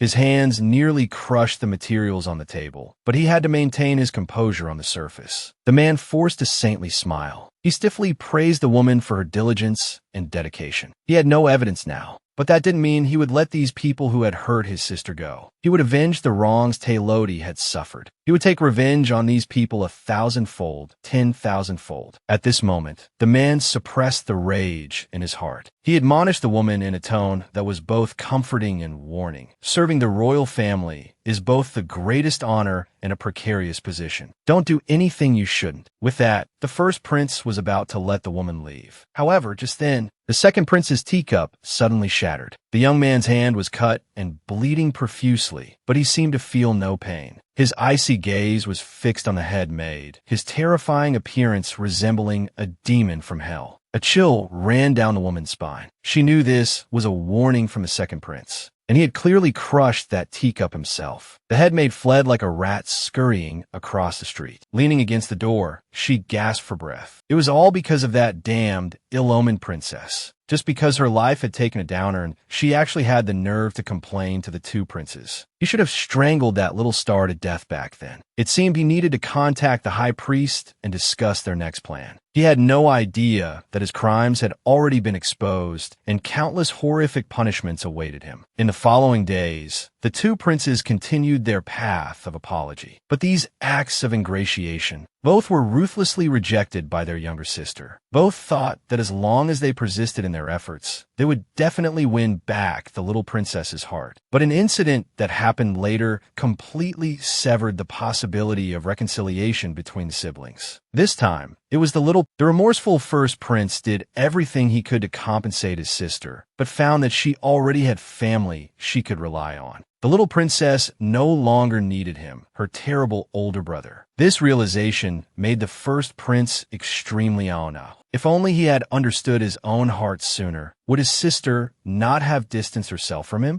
Unfortunately, there is no cure for regret in this world. He had ultimately broken his sister's heart, and at this moment, Ashwin suddenly submitted his resignation. The first prince furrowed his brow in confusion. Becoming the head of the knights was no easy feat, yet this man before him actually intended to give up such a promising future. He then heard the man solemnly declare his desire to become Princess Taylodi's sharpest blade. His gentle voice was as devout as a pilgrim's. The first prince froze on the spot. His pale lips moved, but he couldn't utter a single word. It turned out his love for his sister was not even comparable to that of a mere guard. At this moment, the man suddenly crumbled, like a child who had done something wrong. He didn't want to admit his mistake, yet he stubbornly hoped Ashwin would change his mind. That way, at least he wouldn't appear so pathetic. However, the young knight calmly curled his lips. He understood what he would lose, but compared to the little princess's happiness, these external honors were fleeting clouds. Having said that, the man raised his eyes with a firm gaze. The first prince slumped back dejectedly. He had lost completely. It turned out his self-righteous repentance was so insignificant. He had resolved to earn his sister's forgiveness. Yet he didn't even possess the resolve to relinquish his status. At this moment, the man let out a self-deprecating, bitter laugh. No wonder his sister was still unwilling to forgive him. It seemed he had performed too poorly. However, he still had things he had to do. The first prince pulled a thick stack of documents from his drawer. These were the handmaidens he had carefully selected. Their loyalty was absolutely guaranteed. They would certainly prevent the embezzlement of the child care funds from happening again. Although these girls were not from prestigious families, they were the best people the first prince could find. He had been working against the high priest's influence, unseen by his sister. He only hoped she would give him a chance to atone. Even if it was just to call him brother one more time, he would be content. However, the man didn't expect that his wish would never come true, because the next time they met, the little princess would completely break ties with him. The black-haired princess, regarded as ominous, would display her true power for the first time. The unsightly scars that even the high priest couldn't heal will be easily resolved by her holy magic, and his true identity as the child of light would finally be revealed to everyone. Just a few days ago, the first prince had sent her a group of carefully selected handmaidens. The little princess received them warmly. However, the handmaidens were still timid and cautious. Rumors were spreading outside that the black-haired princess was an ominous curse, and that she was a difficult mistress to serve. The whole palace was gossiping about how she often bullied her kind younger sister. A while ago, the incident about snatching a hair clip had become the talk of the town, so the handmaidens were too nervous to raise their heads. Meanwhile, Loina was already fuming with rage, although she had long known that her little princess was not favored in the palace. This didn't give the first prince the right to insult her so wantonly, sending over a few unremarkable, homely girls. Isn't this clearly meant to disgust people? Just as he was about to take his anger out on the newly arrived maids, he saw the little princess, Taylodi, walk over with a smile. Her friendly demeanor showed no trace of her princessly airs.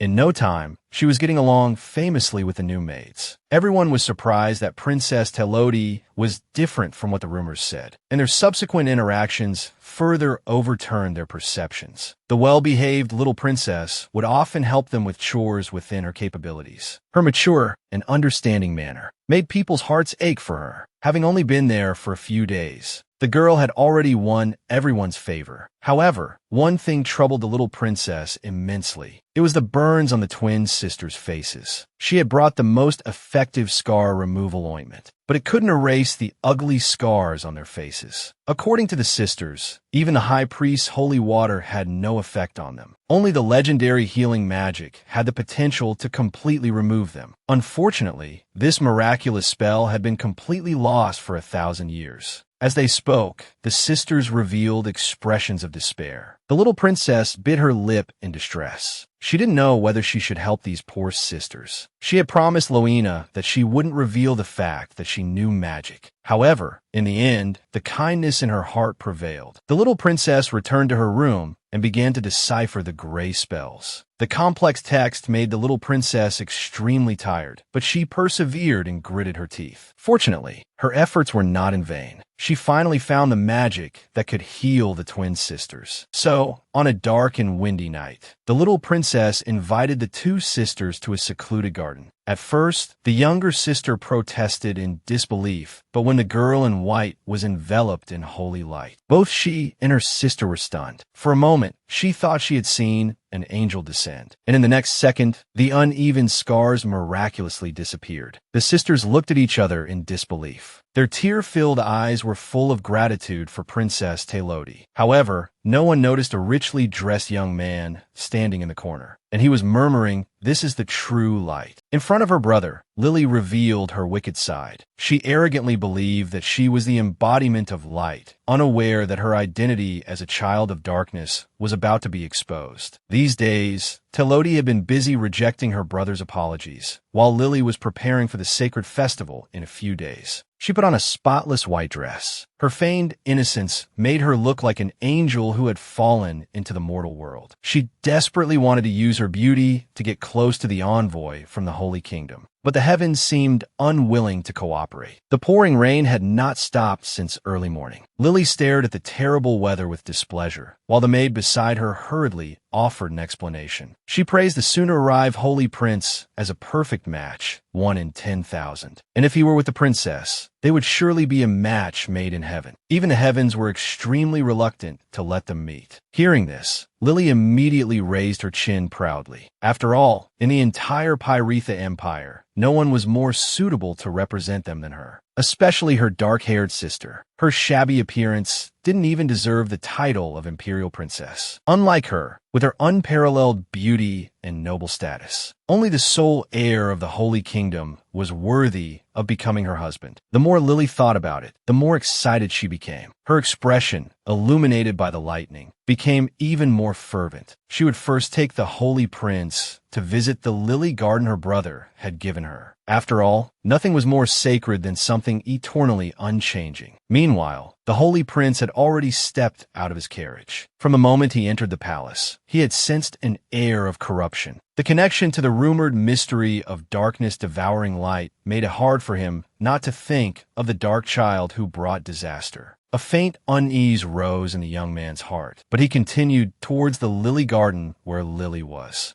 But the closer he got, the stronger the aura of darkness became. And when he saw Lily, who was like a lily flower with his own eyes, he was absolutely certain that the girl before him was the true darkness. The ominous aura of death around her made people subconsciously want to flee. At the same time, the young man also felt another sacred power. Although faint and weak, it possessed a tenacious vitality. The young man couldn't help but follow it, and he saw a scene he would never forget for the rest of his life. Holy white light enveloped the beautiful girl like a butterfly, and she was softly chanting an ancient incantation. The next second, dots of fireflies slowly emerged from beneath her feet, and the night sky, like a dazzling sea of stars, was lit up as bright as day. She used sacred magic, lost for thousands of years, to heal the girl in front of her. This was the true light in the divine prison. At this moment, he found the meaning of his existence for the rest of his life. The dark, ominous cloud, regarded as inauspicious, actually used sacred magic lost for 1,000 years. A vast sea of stars spread from beneath her feet, instantly dispelling the boundless darkness. Fine specks of light fell like stars. Just a light touch gave the power to heal wounds. The twin sisters standing nearby were completely speechless. They didn't even notice the change in each other's faces. It wasn't until the little princess stopped chanting the incantation that they looked at each other in disbelief. The ugly scars that were like a nightmare had truly disappeared. At this moment, the sisters embraced each other, weeping with joy, and the little princess gave a relieved look. None of the three noticed the young man hidden in the corner, but he had already taken in this shocking scene. So this was the true light. No wonder he smelled the scent of decay on Lily. In other words, the prophecy was wrong from the very beginning. But even while suffering the most vicious stigma in the world, that well-behaved child still maintained the kindness in her heart. The young man admitted that his heart was moved. But then he heard the little princess ask her maids to keep tonight's event a secret. Perhaps this child was hiding some unspeakable secret. The young man decided to quietly observe for a few more days. Time flew by, and it was the next morning. The girl had been tormented by guilt all night. She had promised Loina not to use magic, but she had shamefully broken her promise. She should return the magic book and the cloak her second brother gave her, although she felt somewhat reluctant. Reason told her to let it go. Perhaps this was a chance to start over with her brothers. So, the little princess walked towards the office with great trepidation. She had carefully kept both of these items. The cover of the magic book had been wiped clean and shiny, and the heavy cloak was neatly folded. Perhaps her brothers wouldn't care about such a trivial matter, but it didn't matter.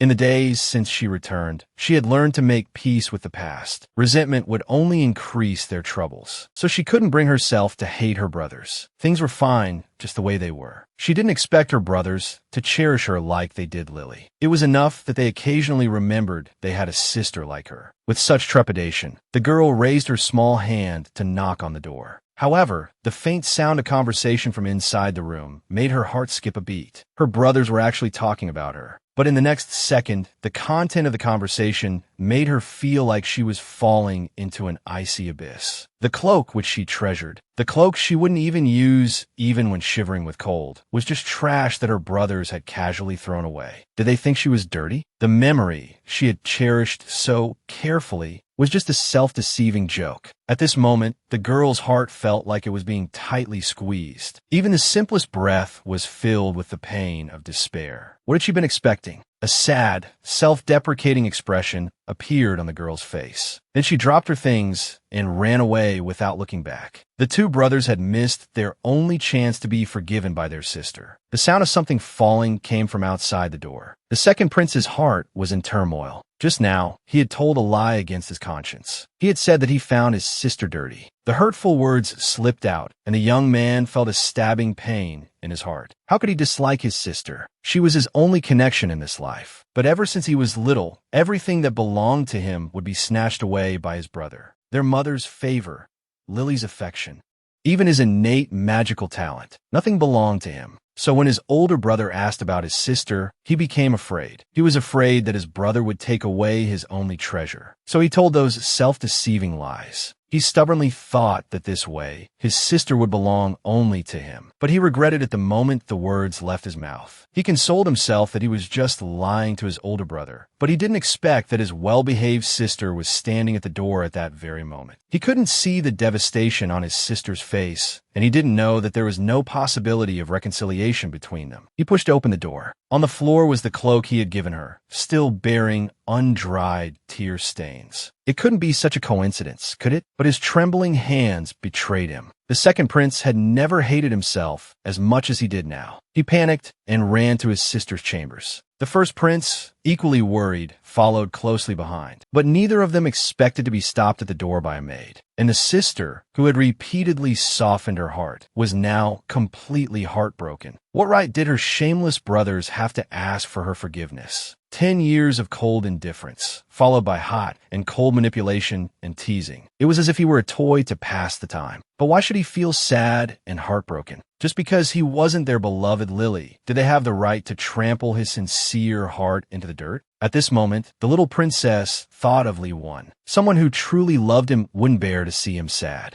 And the gift from the princes only made him sad. So, in the days that followed, no matter how much his two brothers pleaded, little Telodi coldly refused to see them. Meanwhile, the divine envoy from the Holy Kingdom took the initiative to meet with the king. The high priest thought he was very satisfied with Lily's performance. However, the young man's first words were a request for the empire to change guides. He tactfully expressed his dissatisfaction with Princess Lily, and even Jidong recommended little Telodi, who was living in the empress's palace. The ministers of the Star Kingdom were all startled by this news. The most vehement reaction came from the high priest. He heartbrokenly interrupted the divine envoy's request and brought up the old cliché about the cursed child. These words quickly won the agreement of the ministers, but they were coldly interrupted by the man on the throne. He looked down upon them all and refuted their words, then granted the divine envoy's request. The high priest trembled with anger in the corner, but he couldn't do anything about the emperor's decree. So the vicious man hatched another plot, but he didn't realize his ugly expression was completely seen by the young man behind him. This person's aura is as evil as Princess Lily's, like some kind of ominous sacrifice cloaked in human form. It seems the whole truth is about to be revealed. He's looking forward to the day Princess Telodi's identity is exposed. The regretful brothers chased after their sister overnight, but the little princess's heart was completely closed off. He quietly watched this performance of guilt. Only a desolate numbness remained in his silent eyes. He should have cried, made a scene, and cursed at his despicable brothers. But for some reason, he was even calmer than expected, as if, after being full of hope, he was utterly disappointed. His broken heart didn't want to give his brothers another chance. The second prince opened his mouth, wanting to speak, but hesitating. But after meeting his sister's cold gaze, the young man dejectedly lowered his proud head. His dry voice explained everything that happened that day in a fluster. He never thought his sister would be standing at the door at that very moment. And those hurtful words were insincere lies. "I'm sorry," the second prince repeated with difficulty. But in the face of reality, the pale apology was so powerless.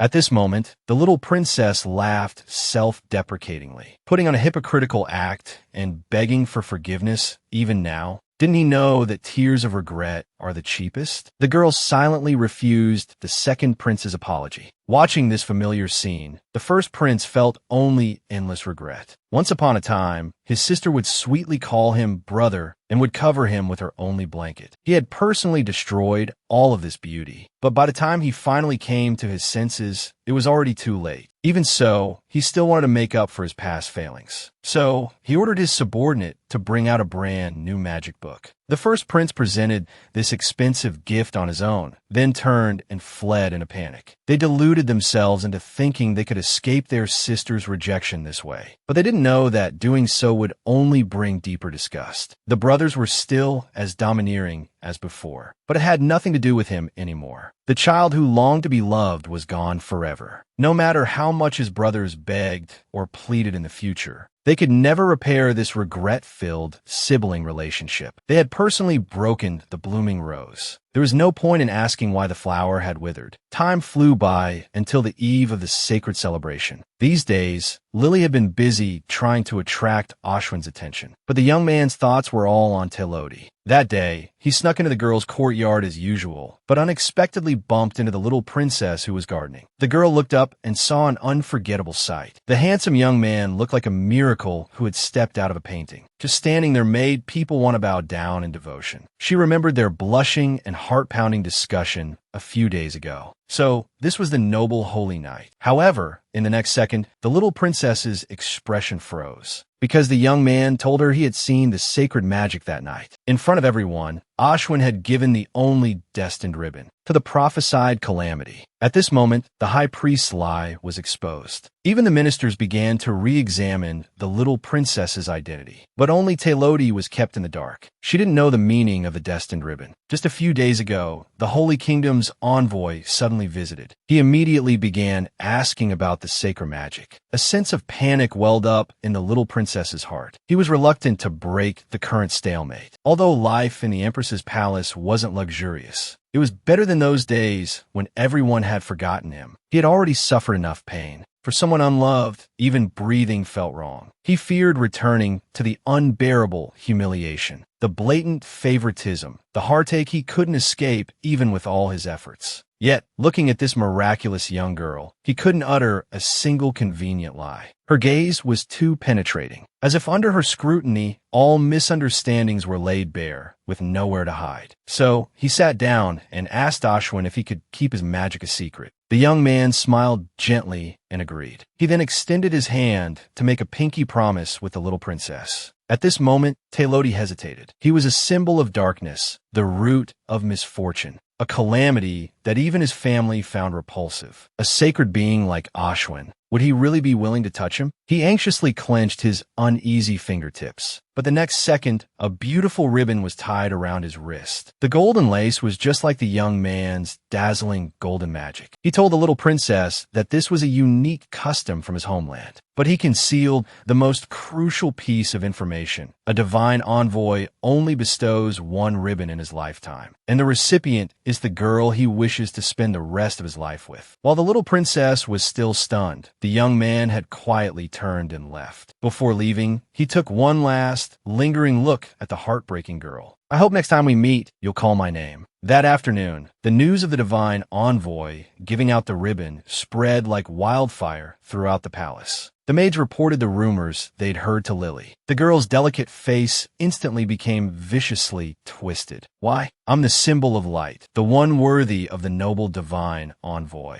That ominous sister of mine should rot in the dirt like a bug. She must have seduced him, Lily speculated to herself, painting her sister with the most venomous hatred. At this moment, the seeds of jealousy grew wildly in her heart. She couldn't wait to humiliate her sister again. She hasn't seen the new hairpin father gave me, has she? She eagerly anticipated the devastated look on her sister's face. The wronged little princess finally discovered her true parentage. It turned out there was someone in this world who deeply loved her. That day, Telodi's father suddenly appeared, and without explanation, handed her a worn diary. He told the little princess it was something the empress had left behind. Along with it was a perfectly preserved hairpin. The man had promised the empress that he would return it to the little princess when she grew up, but the diary was sealed with magic. and could only be unlocked under specific circumstances. So, Teloti went to her mother's room. The clean desktop was spotless, clearly meticulously cleaned by Luana. Sometimes she wondered what her mother must have been like when she was alive, a gentle beauty. Otherwise, why would so many people have been devoted to her? Yet, as her daughter, she was a jinx, shunned by everyone, dragging her mother down with her, forcing her to bear the curse of misfortune. People said she was ill-fated and had caused the Empress's death. If only she had never been born, everyone could have had a happy ending, and she wouldn't have to face such despicable malice alone. Thinking of this, tears silently fell onto the leather cover of the diary. In an instant, a dazzling white light enveloped the entire room. The little princess was pulled into a beautiful dream. It was Rebecca's memory. A lively young woman ran towards a young emperor. In the man's deep eyes, there was an undeniable tenderness. He softly scolded her to slow down, but the gentle voice was filled with worried affection. The man gently stroked the young woman's belly. Teloti saw happiness in his eyes. It was the pride of a first-time father. It was an endless yearning for the future. It was also an emotion she had never seen in her father's eyes. So he had been anticipated too. That day, she saw her mother playfully push her father away. Then she started talking to her unborn self. Their love was so real. Each one saw only the reflection of the other in their eyes. But if that were truly the case, why did her father hate her mother so much? She remembered the resentment she heard when she first met the emperor. He said he would sit up all night, haunted by nightmares of being abandoned by his lover. And the source of the tragedy was Teloti's birth. At that time, her father's eyes held only weariness and pain. Yet just then, large cracks appeared in the dream. By the time Teloti came back to her senses, the scene had changed. Her mother's belly was high and round, and her face was filled with gloomy, anxious sorrow. Noanna asked her why she was deliberately distancing herself from the emperor. She heard her mother's painful murmur. She didn't want to do this, but in the future they owed. Her beloved husband would kill their child with his own hands, and the only solution for now was to stay away. Her mother gave a tragic smile. She didn't know if what she was doing was right or wrong, but she couldn't let her only daughter get hurt. At some point, Teloti was already in tears. She wanted to rush up and hug her mother, even just once. But her mother's gentle smile faded little by little in the white light. The dream abruptly ended. With that, the seal on the diary was completely broken. Teloti, through these sorrowful words, gradually glimpsed the misunderstanding of that year. Just because of a misunderstanding, the emperor cruelly abandoned his pregnant wife. He didn't even give her a chance to explain. The man fell in love with someone else when his wife needed him most. Teloti flipped through her mother's diary page by page. Even just from these fragmented words, she could feel the sadness hidden within the text. Her mother gently recorded her growth, every fetal movement, every heartbeat. Even though the pregnancy wasn't easy, her mother still looked forward to her daughter's birth until she learned from the maids that the emperor already had a new lover without her knowledge. All happiness came to an abrupt end. The later entries in the diary became increasingly alarming. She seemed to see her mother growing thinner day by day, yet forcing a smile for her sake. And her damned father embraced another woman when his wife needed him the most. Teloti's heart was filled with both anger and sadness. But most of all, she felt powerless. If only she hadn't been born. But at the end, Teloti suddenly felt a sense of relief. It was her mother's gentle apology. "I'm sorry. It's my fault I couldn't keep your father, but I never regretted giving birth to you. You are the most precious treasure of my life." The crooked handwriting looked just like the last page written before death, but it contained all of her mother's love for her. Gently closing the diary, Teloti's sadness lingered. Her father still stubbornly resented her mother's distance. And what was even more ridiculous was her sister, the child born to the new lover, was actually born on the same day as her. Teloti felt that her mother's sacrifice wasn't worth it, but what she wanted to do even more was to let her father know the truth and make him completely regret his actions. Meanwhile, her green tea sister had already begun her scheming. He invited the little princess to his tea party, but at the same time, he also invited their father, her brother, and the Holy Kingdom's flashback. Lily had made all the preparations. She fantasized that her brother would unconditionally help her, as he had before, and her sister would, as always, flee in panic. Soon, the little princess received her sister's invitation, but it was more of a command than an invitation. The words were filled with an infuriating arrogance. Luana was instantly furious. He angrily spoke up for his little master, but the girl smiled and shook her head.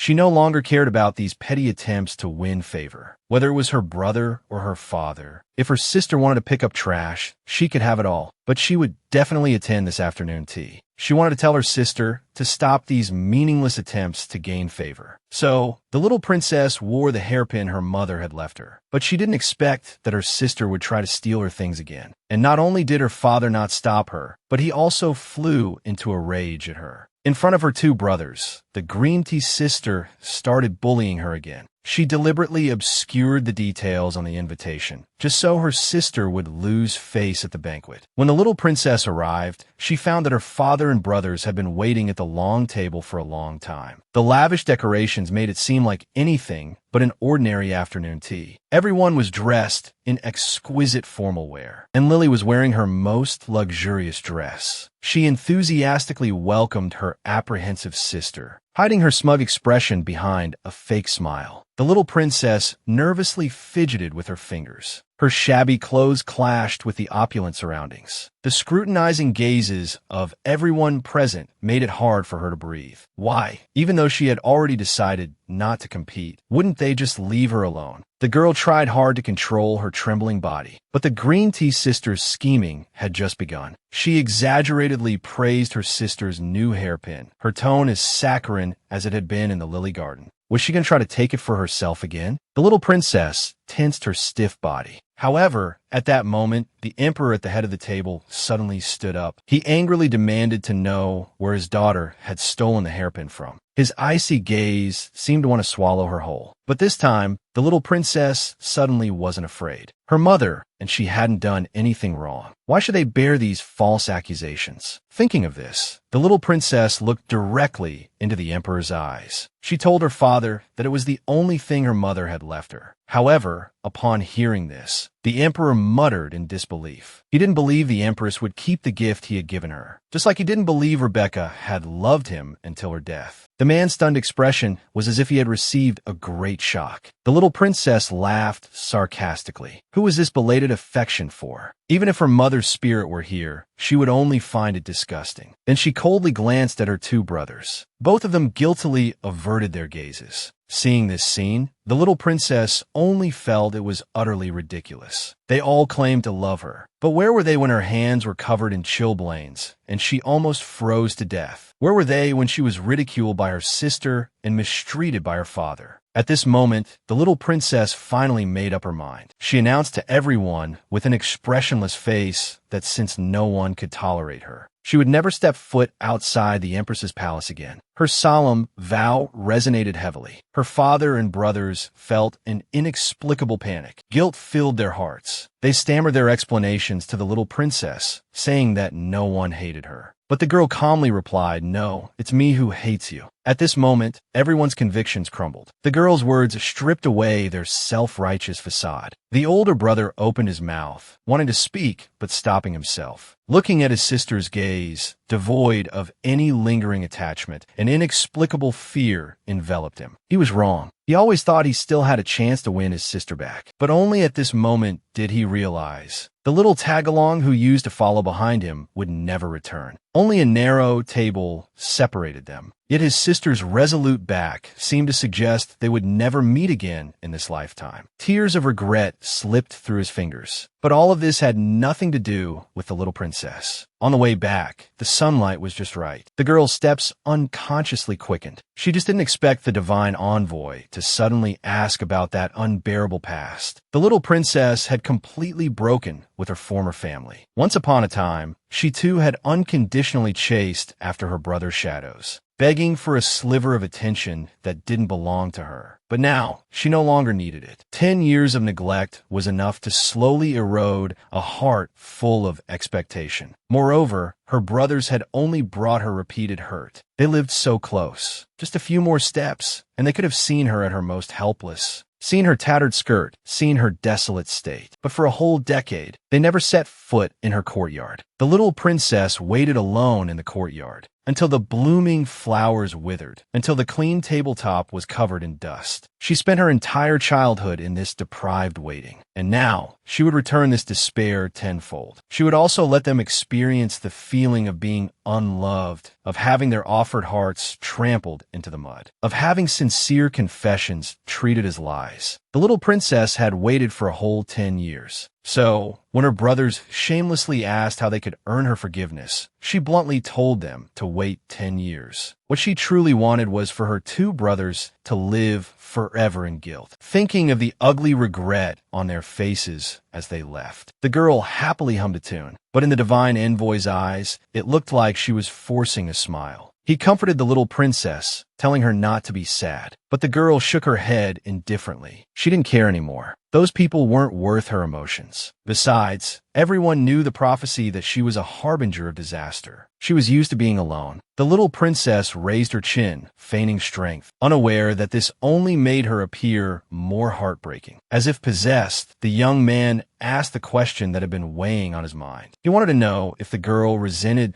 those who had issued the prophecy, resented him, the divine envoy. But the little princess hurriedly waved her hands. She didn't hate them. She believed resentment was the most useless emotion in the world, and the divine envoy was a particularly kind and good person. Hearing this, the young man finally relaxed, but an inexplicable sense of loss settled in his heart. So he was just a kind, good person, but that was all right. He was willing to silently protect the little princess's happiness. Then he told the girl not to worry about the prophecy. In his eyes, she would always be the embodiment of light. The little princess was amused by this gentle comfort, and she thought of another person, that black-haired brother in the neighboring kingdom. She wondered how he was doing these days, whether he had taken off the gloves that symbolized his restraints. To protect his beloved princess, Li Wen, in the neighboring kingdom, had resolved to return. He had never imagined that the dirty little girl would be the imperial princess. He had never imagined that the well-behaved and sensible child would be considered a dark harbinger of disaster. She was so kind, yet the world had never been kind to her. So Li Wen wanted to become stronger. He wanted to become an unshakable presence within the empire. This way, he could openly clear the little princess Taylodi's name. Thus, the young man proactively went before the crown prince. He was about to incite a bloody and violent rebellion. The current nation was already decayed and rotten. The people needed a wise ruler, and he needed a powerful identity, an identity sufficient to shield and protect the little princess. Immediately, Li Wen pushed the list of informants to the crown prince. He knew that after doing this, there would be no turning back. But he was even more reluctant to let the little princess continue to suffer in the empire. Perhaps cruel punishment awaited him after failure. But he didn't care at all. Last time, it was little Taylodi who gave him redemption in the darkness. This time, it was his turn to lead her away. Meanwhile, in the Pyrisa imperial palace, the little princess's current situation was not safe. The high priest once again summoned the despicable headmaid. His intention was to quietly and secretly eliminate little Taylodi. A cruel sneer hung on the man's face. She had only the willful little princess to blame for not heeding his advice. If she could have behaved and accepted her role as the harbinger of disaster, he could have mercifully spared her life. But now, her existence was threatening Lily's position. Then she couldn't be allowed to remain. The high priest ordered the head, made to keep a close watch on the empress's palace, and act as soon as an opportunity arose. But the woman suddenly spoke up indignantly. Apparently, in a few days, the emperor was preparing to assign the 5th Knights to little Taylodi. That was originally the exclusive guard of the Princess of Light. The high priest's gaze was indifferent, and he spoke coldly. Darkness is like that. It does everything it can to devour everything around it. Therefore, we must protect the noble Princess Lily. The headmaid nodded in agreement, as if brainwashed. She didn't know that this was actually the high priest's deeper scheme. It turned out that the Princess of Light had never been injured since birth because her blood was a strange green color. To make amends to his wronged daughter, the remorseful emperor visited the little princess late at night to apologize. He waited cautiously outside the door, his remorseful eyes filled with urgency. Behind the man followed an orderly procession. This was the peace offering he had specially prepared for his daughter. When the little princess emerged from the privy, the knights immediately lined up at the emperor's command. The grand welcome clashed with the desolate courtyard. The girl stared at everyone's performance like they were clowns. Her expressionless face held an indifference beyond her years. What should she do now? Should she be grateful for her father's condescending gift? Or should she readily accept this cheap apology? Was this the only way for them to ease their guilt with a clear conscience? To embellish those cruel hurts with a self-righteous apology? But the little princess simply didn't want to forgive him. No one could give her back 10 years of happiness. No one could make up for her lonely childhood. Those miserable and sad days were branded into her soul. Moreover, she had no right to forgive on her mother's behalf. Therefore, the little princess coldly rejected her father's gift. Her aloof attitude deeply wounded the man's heart. He asked his daughter in bewilderment, "Didn't we agree that you wouldn't blame me?" However, looking at the hairpin in the little princess's ear, the emperor seemed to suddenly realize something. He muttered Rebecca's name to himself, an uncontrollable madness gradually appearing in his eyes. He dropped the accessories in his hand to the ground without a care for his appearance. The man almost pleadingly cupped his daughter's shoulders. He wanted to know what his wife had left behind before she died. Watching this familiar scene, the little princess only felt a deep sense of amusement. What a deeply affectionate and perfect husband. Where was he when his mother gave birth alone? Where was he when she nearly died of hunger and cold? And now, he puts on this act of wanting to die, as if his mother, who left him by passing away, is the one who betrayed their love. Let him wallow in his regret. Although Telodi doesn't want the emperor to detoxify her mother's relics. She wants to see him suffer with remorse even more. A misunderstanding that could have been cleared up with a few more questions caused a couple who should have been happy to miss out on a lifetime together. Ultimately, they didn't love each other enough. Thinking this, Telodi ordered someone to fetch her mother's diary. Then, she solemnly handed it to her father.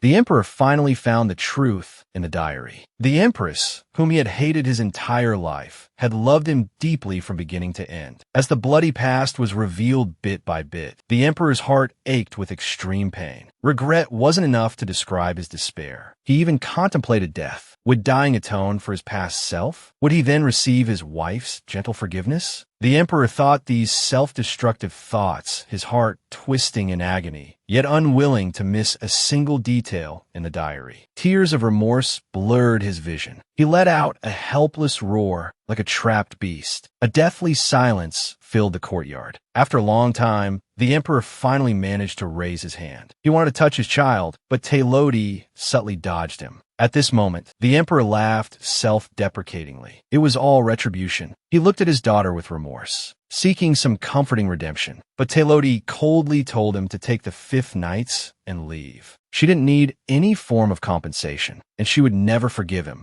These so-called amends only disgusted her. She also told her father to return the diary soon. Letting him keep it for even one more second was an insult to her mother. Telodi's gaze was resolute and cold, her aloofness creating a barrier between her and her father. But the emperor didn't give up, even if his daughter resented him. Having lost his wife, he couldn't lose his remaining treasure. So, in a commanding tone, he declared to Telodi that if she didn't accept the 5th night's protection, he would leave these guards to wander the streets. His threatening words deepened Telodi's disgust, but in her kindness, she ultimately accepted her father's gift. A week passed quickly. Telodi's life returned to its former peace. Neither her brother nor her father had disturbed her. She enjoyed her current life. However, an unpleasant incident occurred during this time. The purple-haired maid discovered Telodi's magical secret. For the sake of her family's revival, she planned to spread the news. Fortunately, the twin sisters discovered the plan before it could be implemented. But this became a ticking time bomb for Telodi. Meanwhile, the Holy Kingdom's envoy was about to leave. His purpose in the empire had been for the holy ritual. Now that his task was complete, he came to say his final goodbyes to Telodi. Knowing their next meeting might be years away, he wanted to take this opportunity to confess his feelings. The ribbon of betrothal, which could only be given once in a lifetime, was unknowingly given by Telodi to the Holy Kingdom's envoy. The young man arrived at Telodi's chambers full of joy, only to find that nearly every guard there had one. It seemed Telodi had treated the ribbons as ordinary gifts. The young man couldn't help but feel disappointed, but knowing their next meeting wouldn't be for 5 years, he still mustered the courage to approach Telodi. He shyly and gently confessed his feelings. A blush of embarrassment appeared on his fair face for the first time. His affectionate eyes were filled with persistent love. Telodi looked up and saw the black ribbon she had given him, which he wore close to his heart. The beautiful bow extended from his collar to his heart, as if demonstrating its importance to her. Telodi's heart pounded uncontrollably, but she didn't know how to respond. She was grateful for the Holy Kingdom's envoy's care these past few days, but that was far from enough for them to become intimate lovers. Having witnessed too much mutual torment between her father and mother, she had long since given up on love. Telodi quickly averted her embarrassed gaze. The envoy immediately and perceptibly changed the subject. He told her he had to return to his country. Looking at Telodi's reluctant eyes, he secretly vowed in his heart that one day he would clear Telodi's name of the foul stigma. Even if it meant defying the gods of the Holy Kingdom, he wouldn't care. That night, the envoy boarded the departing carriage. It wasn't until many years later that Telodi learned that the Holy Kingdom's betrothal ribbons could only be given to one person. But the missed opportunity of their youth was ultimately missed. Meanwhile, Lewin had successfully seized power with the crown prince. They had overthrown the incompetent emperor and established a new regime on the small continent of Pingji. The envoy led his troops to conquer all around, and with every small continent annexed, he felt himself a little closer to Telodi. Just like that, everything seemed to be on the right track, but danger lurked beneath the facade of peace. The high priest's infamy as the dark star grew within the confines of his mountain cave, and those priests who discovered the truth were cruelly murdered by him. One day, an unexpected guest arrived at the imperial palace. Her beautiful appearance bore an 80% resemblance to Telodi's mother. Telodi completely rejected her brother's attempts at reconciliation. Humble letters of apology arrived one after another, but she threw them in the trash without even looking at them. People only learn to cherish something after they've lost it. But not all mistakes can be unconditionally forgiven. Silence was already the greatest tolerance Telodi could give her brothers. What was even more ridiculous was that they were now neglecting Lily in the same way they had hurt Telodi before. Telodi should have been happy, but for some reason, she felt incredibly sad. Why couldn't they have given them both equal love? Why did they have to wait until they lost someone to regret it? But none of this mattered to her anymore. She didn't want to have anything to do with her brothers. Let this endless guilt become a nightmare, punishing those terrible adults in her stead. Meanwhile, in a remote temple, a woman dressed as a priestess secretly removed her heavy hood. A flicker of panic flashed across the high priest's eyes, but he quickly maintained his false smile. The woman was there to see her biological daughter. The high priest coldly rejected her, saying that the payment he had given her was enough. If she wanted Lily to maintain her current status, she should stay away from him. Hearing this, the woman hung her head and gave a bitter smile. Yes, she had accepted the high priest's money, but Lily was still her daughter, the one she carried for 10 months. Greed had blinded her, but more than that, she had been deceived by the high priest. The high priest had disguised all his conspiracies as divine will, allowing him to take advantage of her and interfere in another's relationship. Because she bore a resemblance to the empress, she was able to deceive the emperor and spend a night with him. But afterward, the woman, consumed by guilt, grew increasingly regretful. She ultimately paid the price for her greed. She had to move away from the imperial city and live in anonymity. He had already accepted this kind of life, but an examination last month left him utterly shocked. The doctor said he had long lost the ability to father children, so his daughter was likely a changeling, a monster. The woman uneasily voiced her suspicions, but the naive man hadn't yet realized the dangerous situation he was in. He only saw the high priest narrow his eyes ominously. He threatened him, telling him it was God's will. A body unable to procreate, yet birthing the empire's light. Was there a miracle more sacred than this? Having said that, the man brandished a sharp dagger. The woman was immediately frightened into silence. But secrets can't be hidden forever. Soon, Lily would discover that she had green blood flowing through her veins. And as an alchemical creation, he couldn't even withstand the most basic blessings. The wicked sister's false identity would be completely exposed. The true Princess of Light would return. 5 years passed in a flash, and these 5 years could be said to be Taylodi's happiest and most blissful time.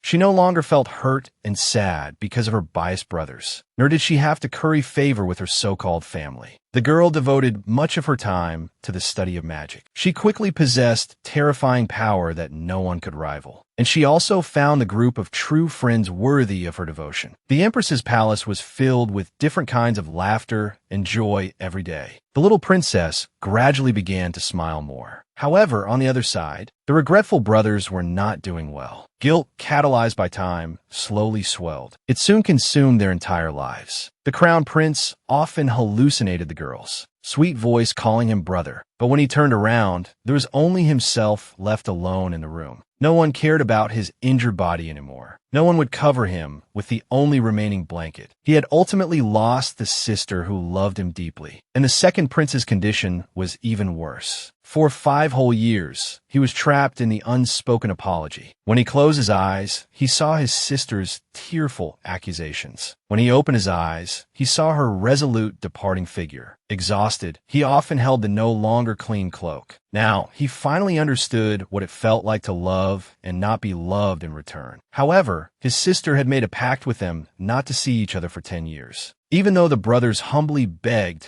at the Empress's palace gate, the resolute princess still chose not to see them. And some other things happened during these 5 years. First, the crown prince of the neighboring country rebelled and ascended the throne. The Grand Duke who assisted him in his ascension was Li Wan, who had taken in the little princess years ago. The gentle youth had become tall and mature under the baptism of time, and his rapidly expanding power had already threatened the increasingly declining empire. Another thing was the upcoming purification ceremony. Since the little princess secluded herself in the Empress's palace, the empire had suffered the longest period of natural disasters in its history. The parched land was barren. Rampant plagues claimed lives. Countless refugees were displaced, and the high priest attributed all the disasters to the little princess. The despicable man wanted to use the ignorant populace to eliminate the true light. But he didn't expect the emperor to hold the sacred purification ceremony because of this. This meant that all members of the royal family had to be present. And as a product of black magic, Lily couldn't withstand the holy light that cleansed sin. No one could believe that the dark princess, who was regarded as a jinx, had received God's blessing, while the Princess of Light, who was worshipped as a goddess, didn't even dare to touch the faintest holy light. The venue was instantly filled with the incredulous gasps of the people, and the two-faced fake princess was already trembling with fear. Just a few days ago, she discovered a terrifying secret about herself. Her blood was a strange green color. That was a characteristic of the legendary artificial puppets. In other words, she wasn't the emperor's daughter at all. Everything she currently possessed was fake. Her father's favoritism,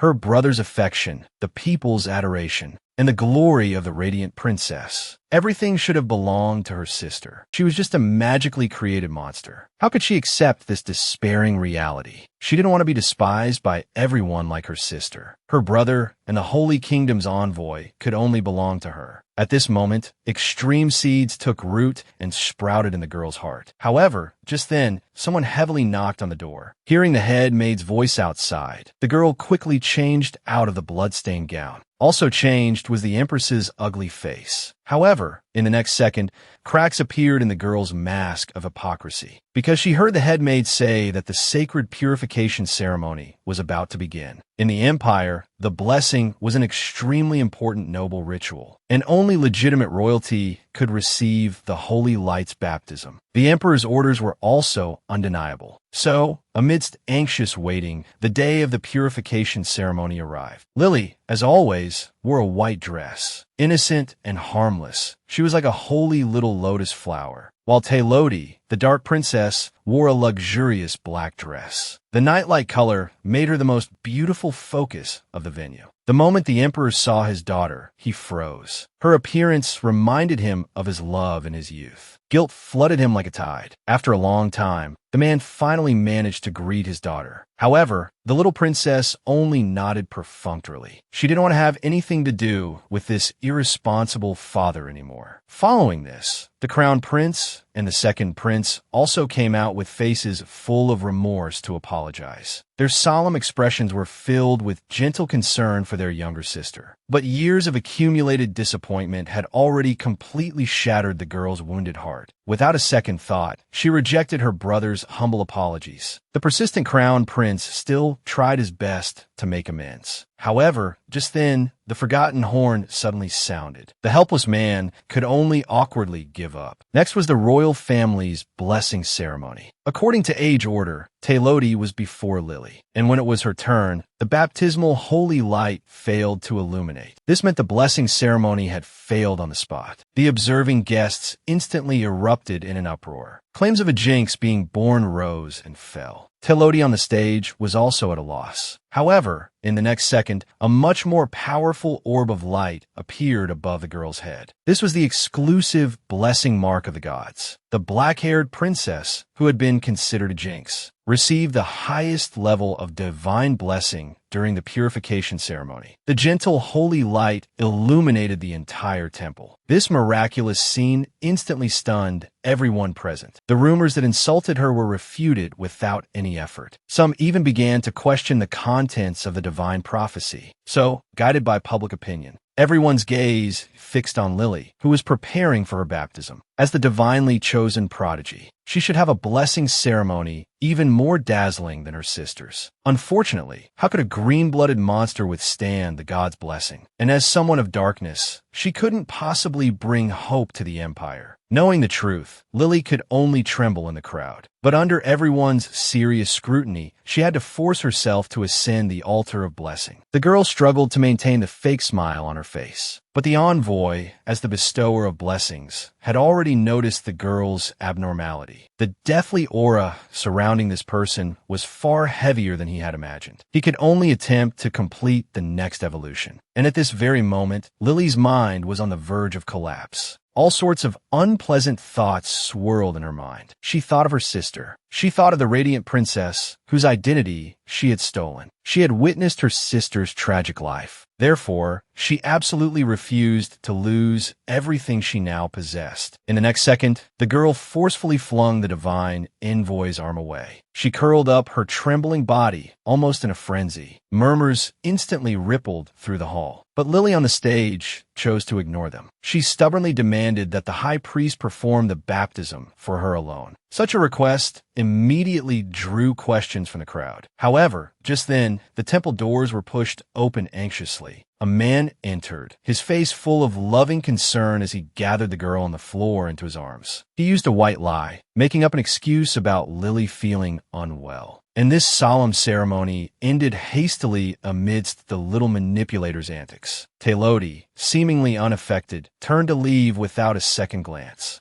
However, just then, an aged voice called out to her from behind. It was the little princess's father. The man's eyes were filled with weary resignation. He pleaded with his daughter to give him a chance to atone. The emperor wanted to build a palace near the imperial city for the little princess. This way, he could see his daughter more often in the remaining years of his life. The man's voice was choked with barely suppressed sobs. And the two brothers standing beside him also humbly apologized. They lowered their proud heads. As family, they begged their sister for simple forgiveness. Unfortunately, their humility did not move the little princess. The girl, who had appeared calm, now fell into complete darkness. Both brothers were humbly apologizing to their sister. But the heartbroken little princess still chose to embrace the darkness completely. She disgustedly avoided the crown prince's touch. Her indifferent face was filled with a mocking sneer. She asked her brother why she should forgive them. It was she who had been forgotten and ignored in the corner. It was she who had shivered from hunger in the winter. She had also envied the sister who was cherished by her family. She had also followed behind, trying to please them, calling them brother. But her attempts to appease them only resulted in intensified harm. It was her brothers who had personally killed that well-behaved, understanding child. Now, on what grounds did they ask for forgiveness? Why should she, the victim, pretend that nothing had happened? She couldn't do it. In the dead of night, she would still recall the crown prince's angry roar when he forbade her from calling him brother. She remembered the second prince's disdainful look, as if she disgusted him. Every time she remembered these things, her heart ached as if it were bleeding. Therefore, she didn't want to see these people who had hurt her again. Their self-righteous apologies had already severely impacted her life. For a moment, everyone present lowered their heads in shame. The crown prince, in particular, guiltily avoided his sister's gaze. He nervously licked his dry lips, finally managing to squeeze out a pale excuse. He had naively believed that time could heal all wounds. He thought that as long as he earnestly reflected, he could pretend that nothing had happened. He even hoped that his sister could interpret their past indifference as a family's awkward way of expressing affection. But now, it seemed that he had been truly arrogant. He only wanted to be free from the pangs of conscience after receiving forgiveness. He hadn't considered what his sister truly needed. An eerie silence fell over the hall. Just then, an attendant's announcement interrupted everyone's thoughts. The neighboring kingdom's envoy had suddenly arrived.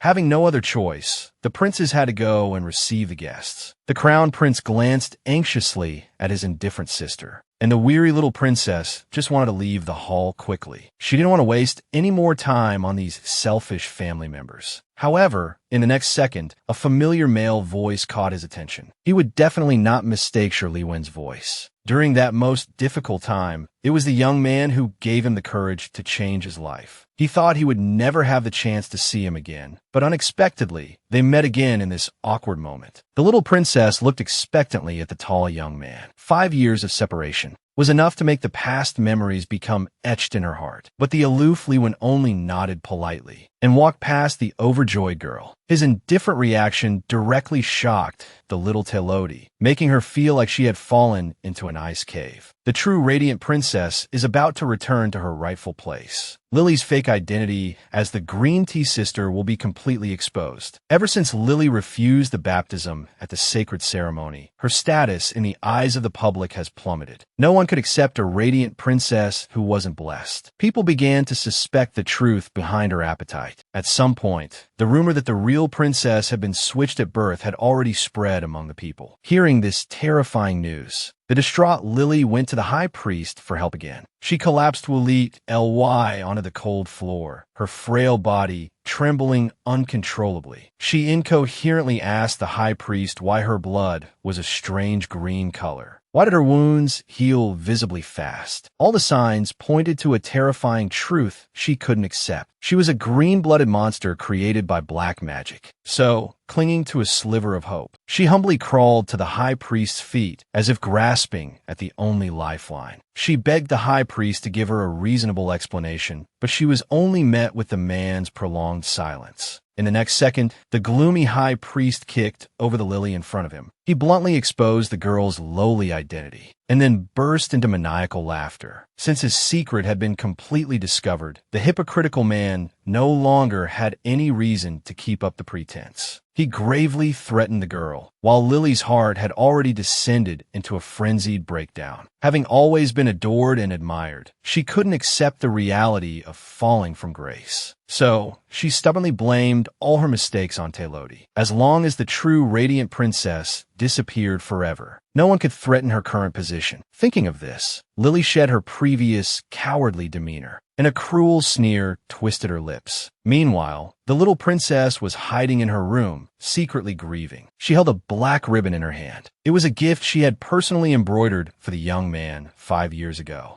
But now, it seemed there was no need to keep it. He was just an insignificant passerby in her life, not even leaving a single trace worth remembering. The more the little princess thought about it, the more difficult it was to accept. But she didn't know that at this moment, Liwen was rushing towards her palace. The young man's eyes were filled with longing and urgency. He had waited for this moment for 5 whole years. For 5 years, he hadn't stopped missing this sister who wasn't related by blood. But in the hall, he didn't have the courage to go up and acknowledge her. He was afraid that his identity would bring unnecessary trouble to the little princess. He was also afraid that the noble princess would forget him, the brother she had only spent a few days with. But now it seemed his worries were completely unnecessary. Teilodi had never forgotten him. The young man arrived at the entrance of the queen's palace at top speed. He ran straight into the girl he held dear in his heart. The sudden encounter left them both stunned in place. A long time passed, until the afterglow of the setting sun gradually lengthened their shadows. Only then did they both simultaneously say, "Long time no see." At this moment, the slow-witted Liwen suddenly realized the girl he treated as a younger sister had grown up. Seeing his beloved sister again, Liwen was stunned, speechless by the beautiful princess. He realized that the clumsy little girl had finally grown up. Her figure had become taller, and her features had matured. Just standing still was enough to be eye-catching. The fitted dress accentuated her graceful figure. The young man felt his heartstrings plucked. His pulse raced like a startled bird. He suddenly forgot the words he had prepared. However, the princess bit her lip with a complex expression. She asked Liwen if he had already forgotten her. The princess nervously fiddled with the ribbon in her hand, afraid to hear him confirm her fears. But the next second, she heard his rambling explanation. His flustered appearance was completely different from the decisive man he was rumored to be. At this moment, the princess was amused by Li Wen's cute reaction. He was still the gentle older brother in her memory. The princess blinked playfully. Then she righteously scolded him. She had been upset about this misunderstanding for a long time. Afterward, the two had endless whispers to share. They recounted the time they had missed over the past 5 years. Teilodi spoke of her happy days in the Empress's palace, while Li Wen's eyes were filled with heartache. He knew the slander the princess had endured all these years and how difficult her life in the palace had been. He had come to take her away, but he hadn't found the right moment to say so. He didn't know when the sky had darkened, and the princess suddenly remembered she had a gift to give. She took out the ribbon she had prepared 5 years ago. Li Wen's name was clumsily embroidered on it. Just as she was about to speak, a rustling sound came from the bushes. They looked up and saw Lily with a gloomy face. Teilodi then realized they were in Lily's lily garden. At this moment, Lily hadn't yet recovered from the blow of being exposed. She glared at her sister and the handsome Duke Foreman together. The Holy Kingdom subordinate had also been close to her sister. The seeds of hatred took root and sprouted at this moment. Her beautiful face became hysterical, fueled by resentment. She demanded to know why her sister had left the Empress's palace without permission and why she was trying to steal her life. At this moment, Teilodi was angered by Lily's shameless words. She immediately retorted with a firm gaze. Because the princess hadn't yet discovered her true identity, the manipulative Lily continued to hide the truth without any scruples. She knew that she wasn't the radiant princess, the symbol of hope, yet she shamelessly occupied her sister's position. She hated Teilodi, the sister who had taken everything from her. All the love and attention should have been hers. But now, she had become an artificial monster, a cuckoo in the nest. Her brother hadn't visited her chambers in a long time. The Holy Kingdom's subordinate only saw her lowly sister. Why? She refused to lose to a jinx who brought misfortune. The only light of Pyrexia could only be her noble self. Thinking of this, Lily shed her previous timid demeanor. She aggressively questioned her sister about why she had escaped from the Empress's palace. It was her mercy that allowed her sister to live. Therefore, as a jinx, she should be eternally grateful for her grace. Humiliating words were endless. The princess clenched her fists in anger. Her sister's escalating insults made her unwilling to tolerate it any longer. She had never said she would stay in the Empress's palace forever. Just as Lily prepared to retaliate, Duke Foreman, who had remained silent until now, suddenly stepped forward. He looked appraisingly at Lily's contorted face. It was hard to connect this person with the light of the divine prison. Is this Pyresa, the radiant princess of the people's faith? She's not even 1/1000th as lovely as Teilodi. The man then looked at Lily impassively. He asked if the girl understood the meaning of respect and proper conduct, speaking so disrespectfully to her older sister, who was also a princess. Is this the courtesy of a Pyre San imperial princess? The man's words froze Lily in place. Used to being pampered and adored, how could she endure such humiliation? The successive blows pushed the fragile girl to the brink of collapse. She immediately raised her voice like a shrew that it's all your fault. You ruined my life. At this moment, Lily recklessly lunged at her sister. She wanted to destroy that face that only knew how to seduce men. But before she could touch the princess's hair, Lewin firmly grabbed her wrist. His warning gaze was as sharp as a viper's. He cautioned the troublemaker, "Don't do anything to hurt your sister." Having said that, the man shielded the princess and left without looking back. Lily, left behind, fell into unprecedented madness. She cathartically crushed the large swaths of flowers in the garden. The place, stained with blood, instantly transformed into a barren wasteland. The power of darkness was revealed at this moment. She wanted to devour the only light and replace it. Meanwhile, the princess, having snuck out of the palace, had arrived on the bustling streets. A wide-brimmed hat concealed the girl's long, black hair. She and Lewin walked aimlessly under the moonlight, chatting and laughing. The two seemed to have returned to their childhood. However, at this moment, the appearance of a little boy interrupted their thoughts. The boy fell heavily to the ground. His pitiful appearance was extremely heartbreaking. The kind-hearted Telodi immediately used healing magic, but her hat had fallen off at some point. Now her black hair could no longer be hidden. The black-haired princess, considered to be an omen of misfortune, had used rare healing magic. The little boy who had been healed was stunned. However, as soon as he looked up, he noticed the black hair peeking out from beside the princess's ear. At this moment, the boy suddenly realized this was the dark princess who was rumored to bring misfortune. He had heard those horrifying rumors more than once. Some even said that anyone who came into contact with the princess would die. The boy had always believed in the rumors, but now the sister in front of him didn't seem as terrifying as others had said. A holy power emanated from her, and that powerful healing magic felt warm. The boy silently stood up. He was surprised to find that the pain throughout his body had vanished. However, just then, the princess noticed the black hair slipping from her shoulder. She quickly grabbed her hat and put it on, but she heard the boy's heartfelt exclamation. He praised the princess's hair, saying it was as beautiful as the night sky. His clear eyes, reflecting the lamplight, were incredibly sincere. Soon, the boy skipped away at his brother's call, but the princess's heart couldn't calm down for a long time. The lively festival continued. Brilliant fireworks bloomed one after another in the night sky. But the current tranquility was just the calm before the storm. The power of darkness had already infiltrated the imperial city. After the celebration, a silent plague suddenly swept through the entire imperial capital. The ministers were at a loss. Only the Holy Kingdom's followers discovered some clues. They told the princess that this was a curse brought down after the use of forbidden magic. Only magic blessed by the divine could save the infected patients. Despite everyone's opposition, Princess Telodi resolutely went to the region where the outbreak had occurred, although she didn't know if her power could be of use. She couldn't stand idly by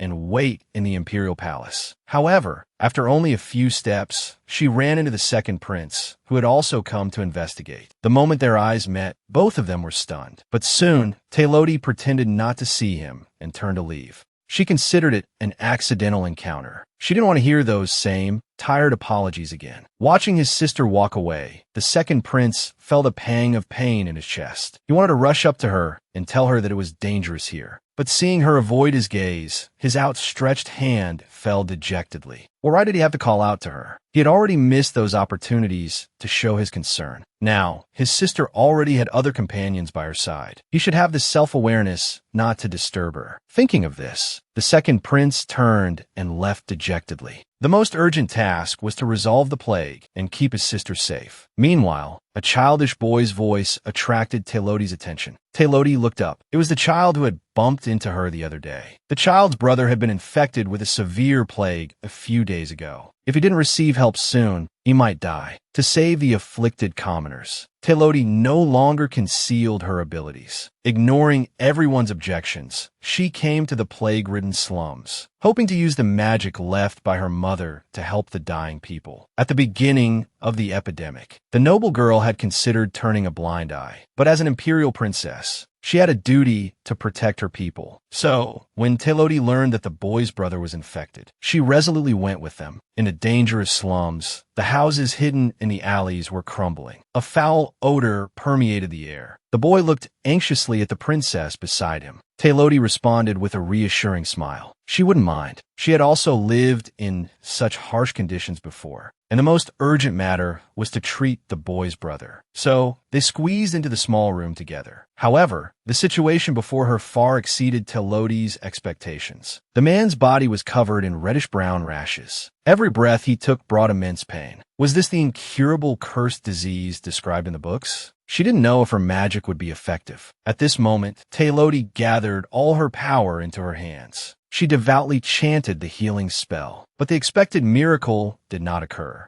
The man was still on the verge of death, tormented by the illness. Seeing this, Teloti took a deep breath. She tried another healing spell. Unfortunately, repeated attempts failed to bring the desired results. Sweat drenched her forehead, and her body trembled from exhaustion. Even so, Teloti endured the pain, gritting her teeth and persisting to try again. Maybe one more try would be successful. If only she were the true princess of light, she could heal everyone's curse. However, just then, the wooden door behind her was flung open. The person who entered was Li Wan, his face filled with worry. After learning that Teloti had gone to the plague-ridden slums, he had been searching for her relentlessly. His heart was tied to her. Now he could finally breathe a sigh of relief. In the next second, Li Wan quickly walked to Teloti. Ignoring everyone's startled reactions, he pulled his beloved into his arms. Feeling their hearts beat close together, he could be certain that he hadn't lost her. Liven's ambrasa tigtanat. But Teloti subtly pushed him away. She could sense his anxiety and insecurity. But now wasn't the time for romance. If this continued, the entire imperial city would be swallowed by the curse. He had to find a solution quickly. Seeing the little princess preparing to use her remaining magic, Li Wan quickly handed her a thick magic book. It was a book of ancient spells that had yet to be deciphered. It should be useful in dispelling the curse. The man smiled and nodded at the little princess. He believed the girl in front of him could definitely create a miracle. Actually, Li Wan had considered persuading the little princess to return to the palace. But on second thought, he dismissed this absurd idea. If she only cared about saving her own life, she wouldn't be the Teloti he knew. The little princess he knew was kind and brave. She was someone who thought of others, even in the darkest of times. That child was never a delicate flower raised in a greenhouse. How could he be so foolish as to tell her to run for her life? Besides, Li Wan also believed in Teloti's abilities. He wondered how the people would react then. The darkness that everyone despised had become the light that saved the world. He imagined that someone behind the scenes must be getting restless. The identities of the true and false princesses were about to be revealed. The high priest hiding in the shadows was finally getting restless. These days, the little princess had been researching ways to cure the plague. The people's attitude towards her had undergone a complete transformation. After all, in the face of disaster, it was Teloti who helped them regardless of her own safety. While the radiant princess they worshipped remained hidden in the palace, never showing her face, public opinion had unknowingly shifted towards the little princess. And in the high priest's temple, a man dressed as an assassin swaggered in. He casually picked up an apple from the table, grinning wickedly as he reported on the external disasters. It turned out that the plague and the curse were all his doing. However, at this moment, the unsuspecting Lily stumbled in. The moment she saw the masked man, the girl's pupils constricted sharply. She recognized the blood-red eyes beneath the mask. This was the assassin who had broken into her chambers all those years ago. If it hadn't been for the crown prince desperately protecting her, she would have died that night she was assassinated. She never expected this man to know the high priest. Lily instinctively wanted to flee. She still hoped her brother would suddenly appear and protect her. However, the man's next words made the girl's blood run cold. It turned out he had known Lily's secret as a homunculus all along. Looking at the girl's pale face, The masked man let out a maniacal laugh. He said that he was the one who had originally decided to create the monster. He wanted to hear Lily call him father affectionately. At this moment, the girl collapsed to the ground, unable to support herself any longer. She wept tears of despair and bangkoi. Why did her life have to be so rotten and miserable? She refused to acknowledge a madman as her father. It was all that damn Telodi's fault. She should have urged her brother to take that person's life. Just then, the high priest, who had been watching coldly, suddenly spoke. He gently comforted Lily, telling her not to be sad. At this moment, the girl clung to the high priest's feet as if grasping at a lifeline. The man held a small bottle in his hand. He told Lily it was a deadly poison. As long as he could get the little princess to drink it, she would still be the only radiant princess of the Pyresa Empire. But to be safe, Lily would have to take the poison as well. The high priest said that with him there, nothing would go wrong. But where the girl couldn't see, a calculating glint flashed in a man's eyes. The foolish little green tea was still immersed in the fantasy of getting rid of her sister. Completely unaware that she had become someone's wife, the black-haired, yellow-skinned girl, scorned by all, became the only savior of the plague ward. After hundreds of sleepless attempts, the little princess finally found a way to cure the curse. With a determined look, she stood up. A golden magic circle instantly formed beneath her hands. The large patches of rash gradually faded from the patient's body. This caused the surrounding crowd to gasp in amazement. This was divine. She was a saint sent by the heavens to save them. Soon, the man on the bed slowly regained consciousness. The moment he saw the little princess, he quickly knelt down heavily. Recalling the insults the girl had once endured,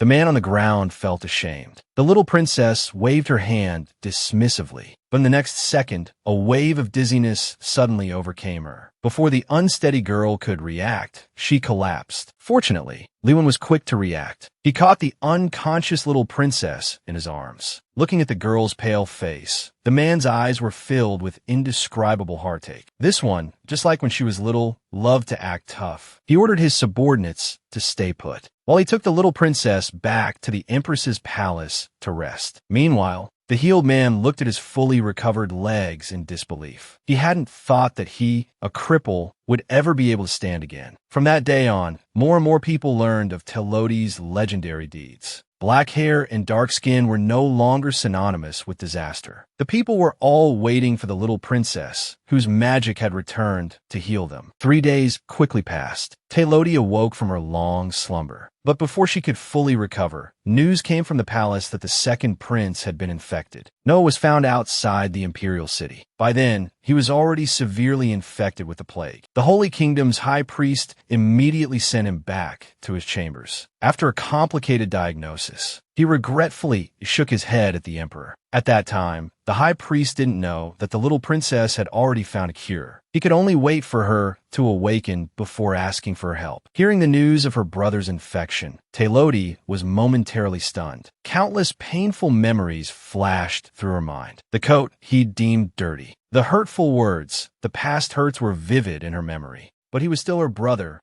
her blood relative.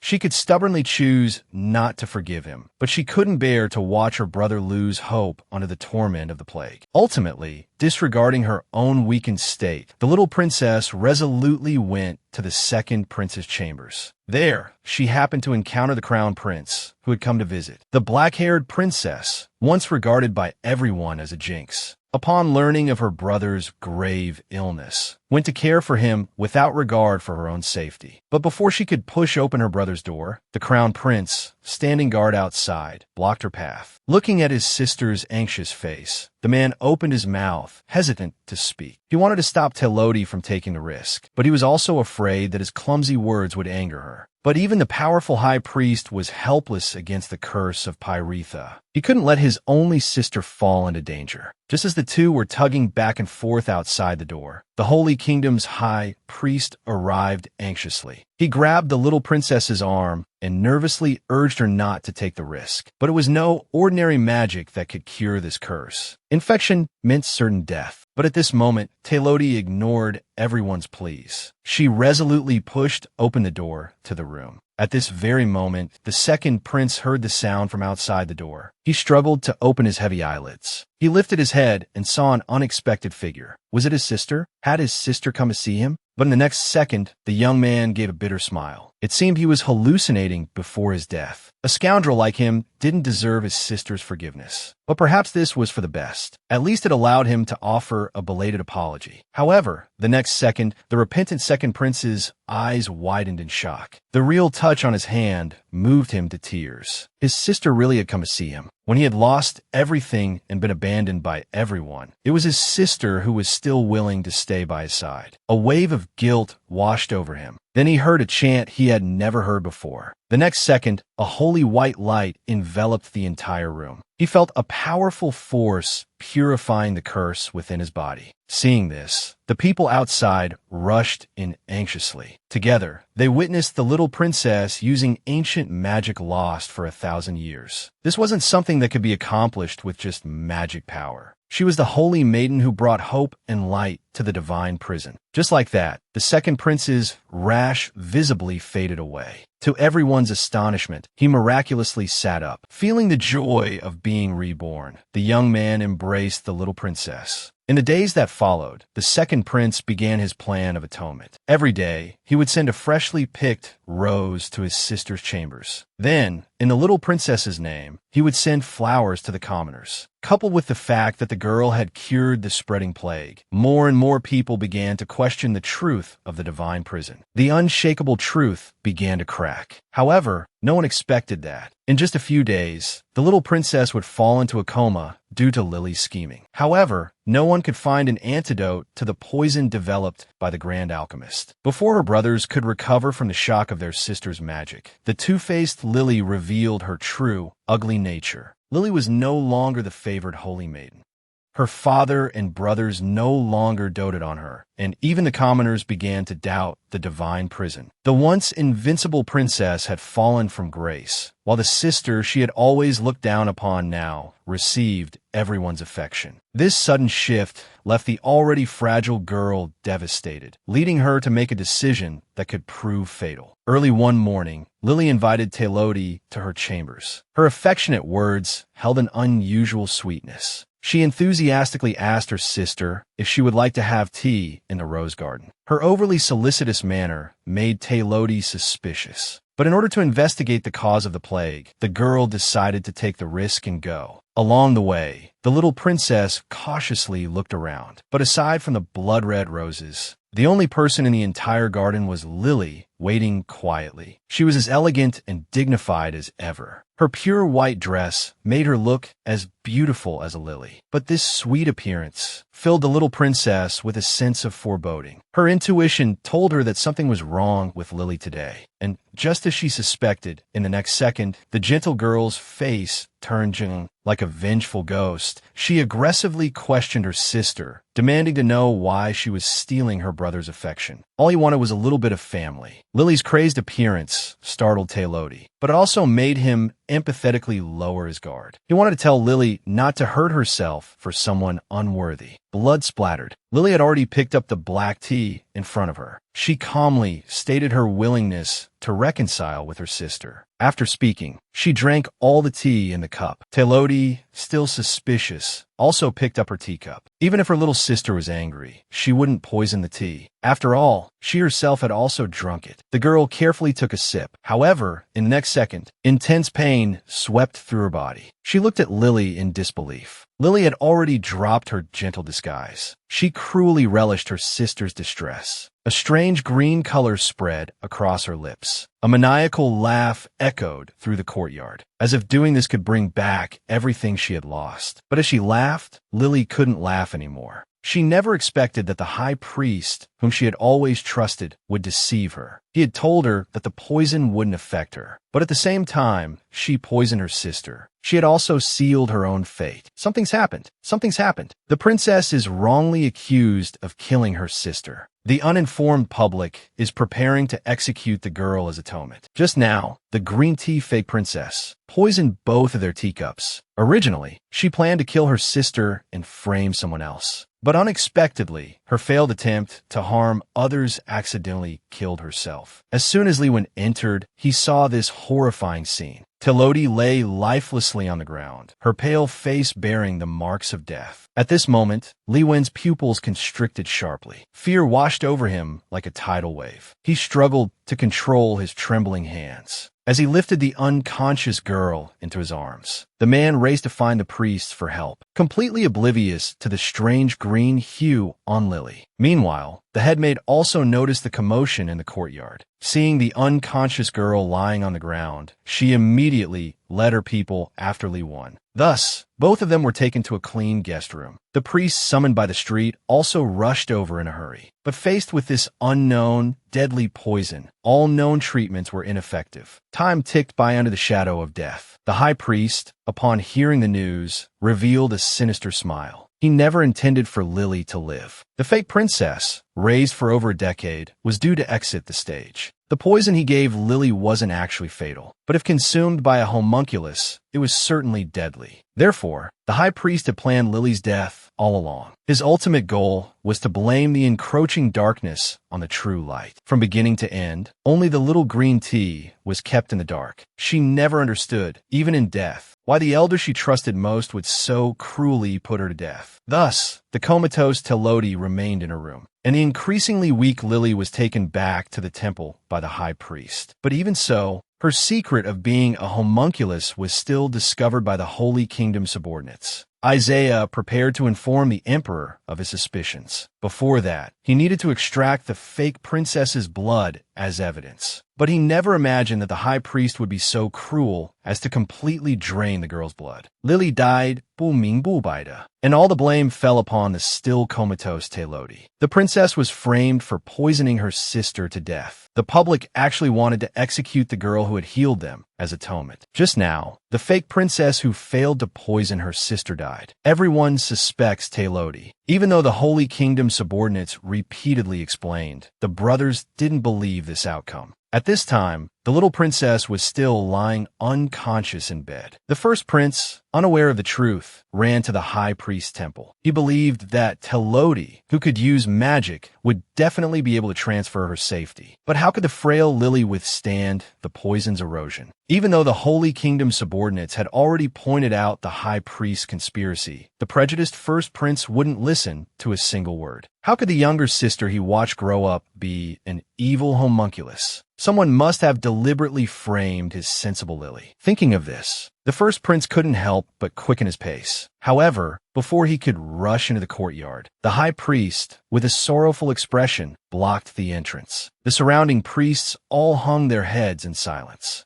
They used their silent silence to announce this sudden tragic news. At this moment, time seemed to stand still. The first prince furiously pushed aside the crowd blocking him. But it wasn't until he saw the pale corpse with his own eyes that he clearly understood. The younger sister who followed behind him would never return. At this moment, the first prince suddenly regretted it. He regretted ignoring Lily's feelings. He regretted not spending more time with his frail younger sister. At this moment, he was like a furious lion, using roars to cover up his own incompetence. He questioned the high priest. Why didn't he save the poison Lily? But in the next second, dots of firelight ignited around the palace. The high priest slowly walked onto a high platform and began to preach his fabricated divine moon prophecy. Light has been swallowed by darkness. Only by executing the black-haired jinx can the empire's prosperity be maintained. The first prince naturally didn't believe the high priest's nonsense. A large number of people rushed into the imperial city like a tide, blocking the palace gates. They clamored to burn Telodi to death to avenge the light. And at this very moment,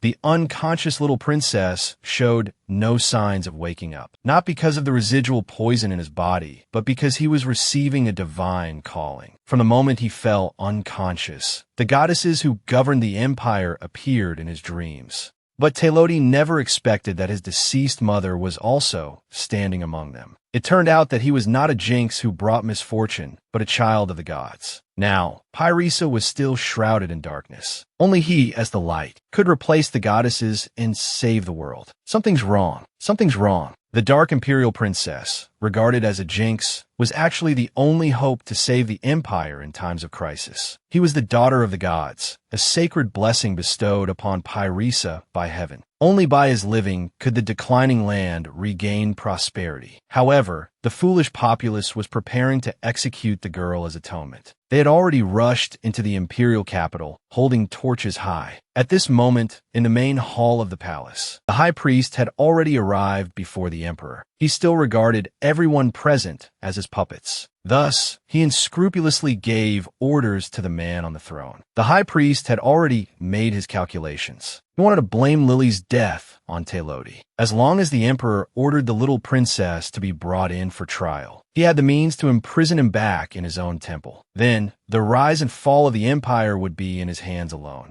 Whoever became emperor would be his decision alone. Thinking of this, the high priest let out an arrogant laugh. But as he laughed, he couldn't laugh anymore. He saw the emperor looking at him with a scrutinizing gaze. Immediately afterward, he questioned him about why he wasn't wearing his identification badge. The high priest looked down at his chest in bewilderment. But before he could react, the tall guards had already grabbed him and rudely thrown him out of the hall. At this moment, Isaiah, who had been hiding in the shadows, walked out. He was holding the high priest's badge in his hand. He had picked it up while examining Lily's body. He then collaborated with the emperor and the two princes to stage this impromptu performance. Currently, they didn't have any evidence to convict the high priest, but as long as he wasn't in the palace, they could buy Telodi time to escape. He believed Li Wen would definitely be able to send the princess to safety, and all he could do was pray for him in the palace. At this very moment, in a remote town, Telodi, in disguise, was already seated in a carriage leaving the city. Looking back at the place she had lived for 18 years, the girl felt a pang of reluctance. But this time, she was leaving to search for evidence of the high priest's rebellion. In the dream entrusted to her by the goddess, the person who received the divine oracle was supposed to be the former deputy provincial governor. That girl had already died tragically at the hands of the high priest, and the witness to the truth was currently hiding in some abandoned temple. Telodi's trip was to uncover the truth of what happened back then. The goddess had told her in the dream that only by exposing the false divine oracle could her country return to true prosperity. Even if the loyal ministers didn't believe her, she still wanted to use her meager strength to save them. The princess was framed for poisoning her sister. The evidence was right in front of them, but her brothers still believed the manipulative girl was innocent. Having no other choice, Telodi had to leave the palace to search for evidence. What she never expected was that the real mastermind was actually connected to Li Wen. Just now, the princess finally escaped from the imperial city. Based on the clues they had, they arrived at an abandoned temple. The dilapidated building was hidden amongst the wheat fields. The accompanying guards immediately wanted to leave. They didn't believe anyone would live in such a remote place. But the observant Telodi noticed something was amiss. There was no dust inside the temple. The neatly arranged tables and chairs were spotless. Someone must have been living there long term. She immediately shared her thoughts with everyone. In the next second, Li Wen raised his hand and blasted the wall beside him. Unexpectedly, a disheveled man actually tumbled out, and he was none other than one of the witnesses to the divine oracle from that year. The man panicked and tried to escape, but when he looked up, he met the princess's calm gaze. Looking at the night black hair, he tremblingly recognized Telodi, the Dark Star. That was the name he had heard in the divine oracle. 18 years ago, on that night, the ink-black night sky was illuminated by a holy light. Everyone was waiting for the god's blessing, and that beam of light ultimately fell upon the deputy provincial governor's ceremony. Joseph was nearby at the time, so he hurried over. He heard the goddess say that she would give Pyrrhisia a dark star. Her birth would bring light to this desolate land. But before the goddess finished her murmur, a lurking figure emerged from the darkness. A blade flashed in the divine light, piercing flesh. Blood stained the sacred ground.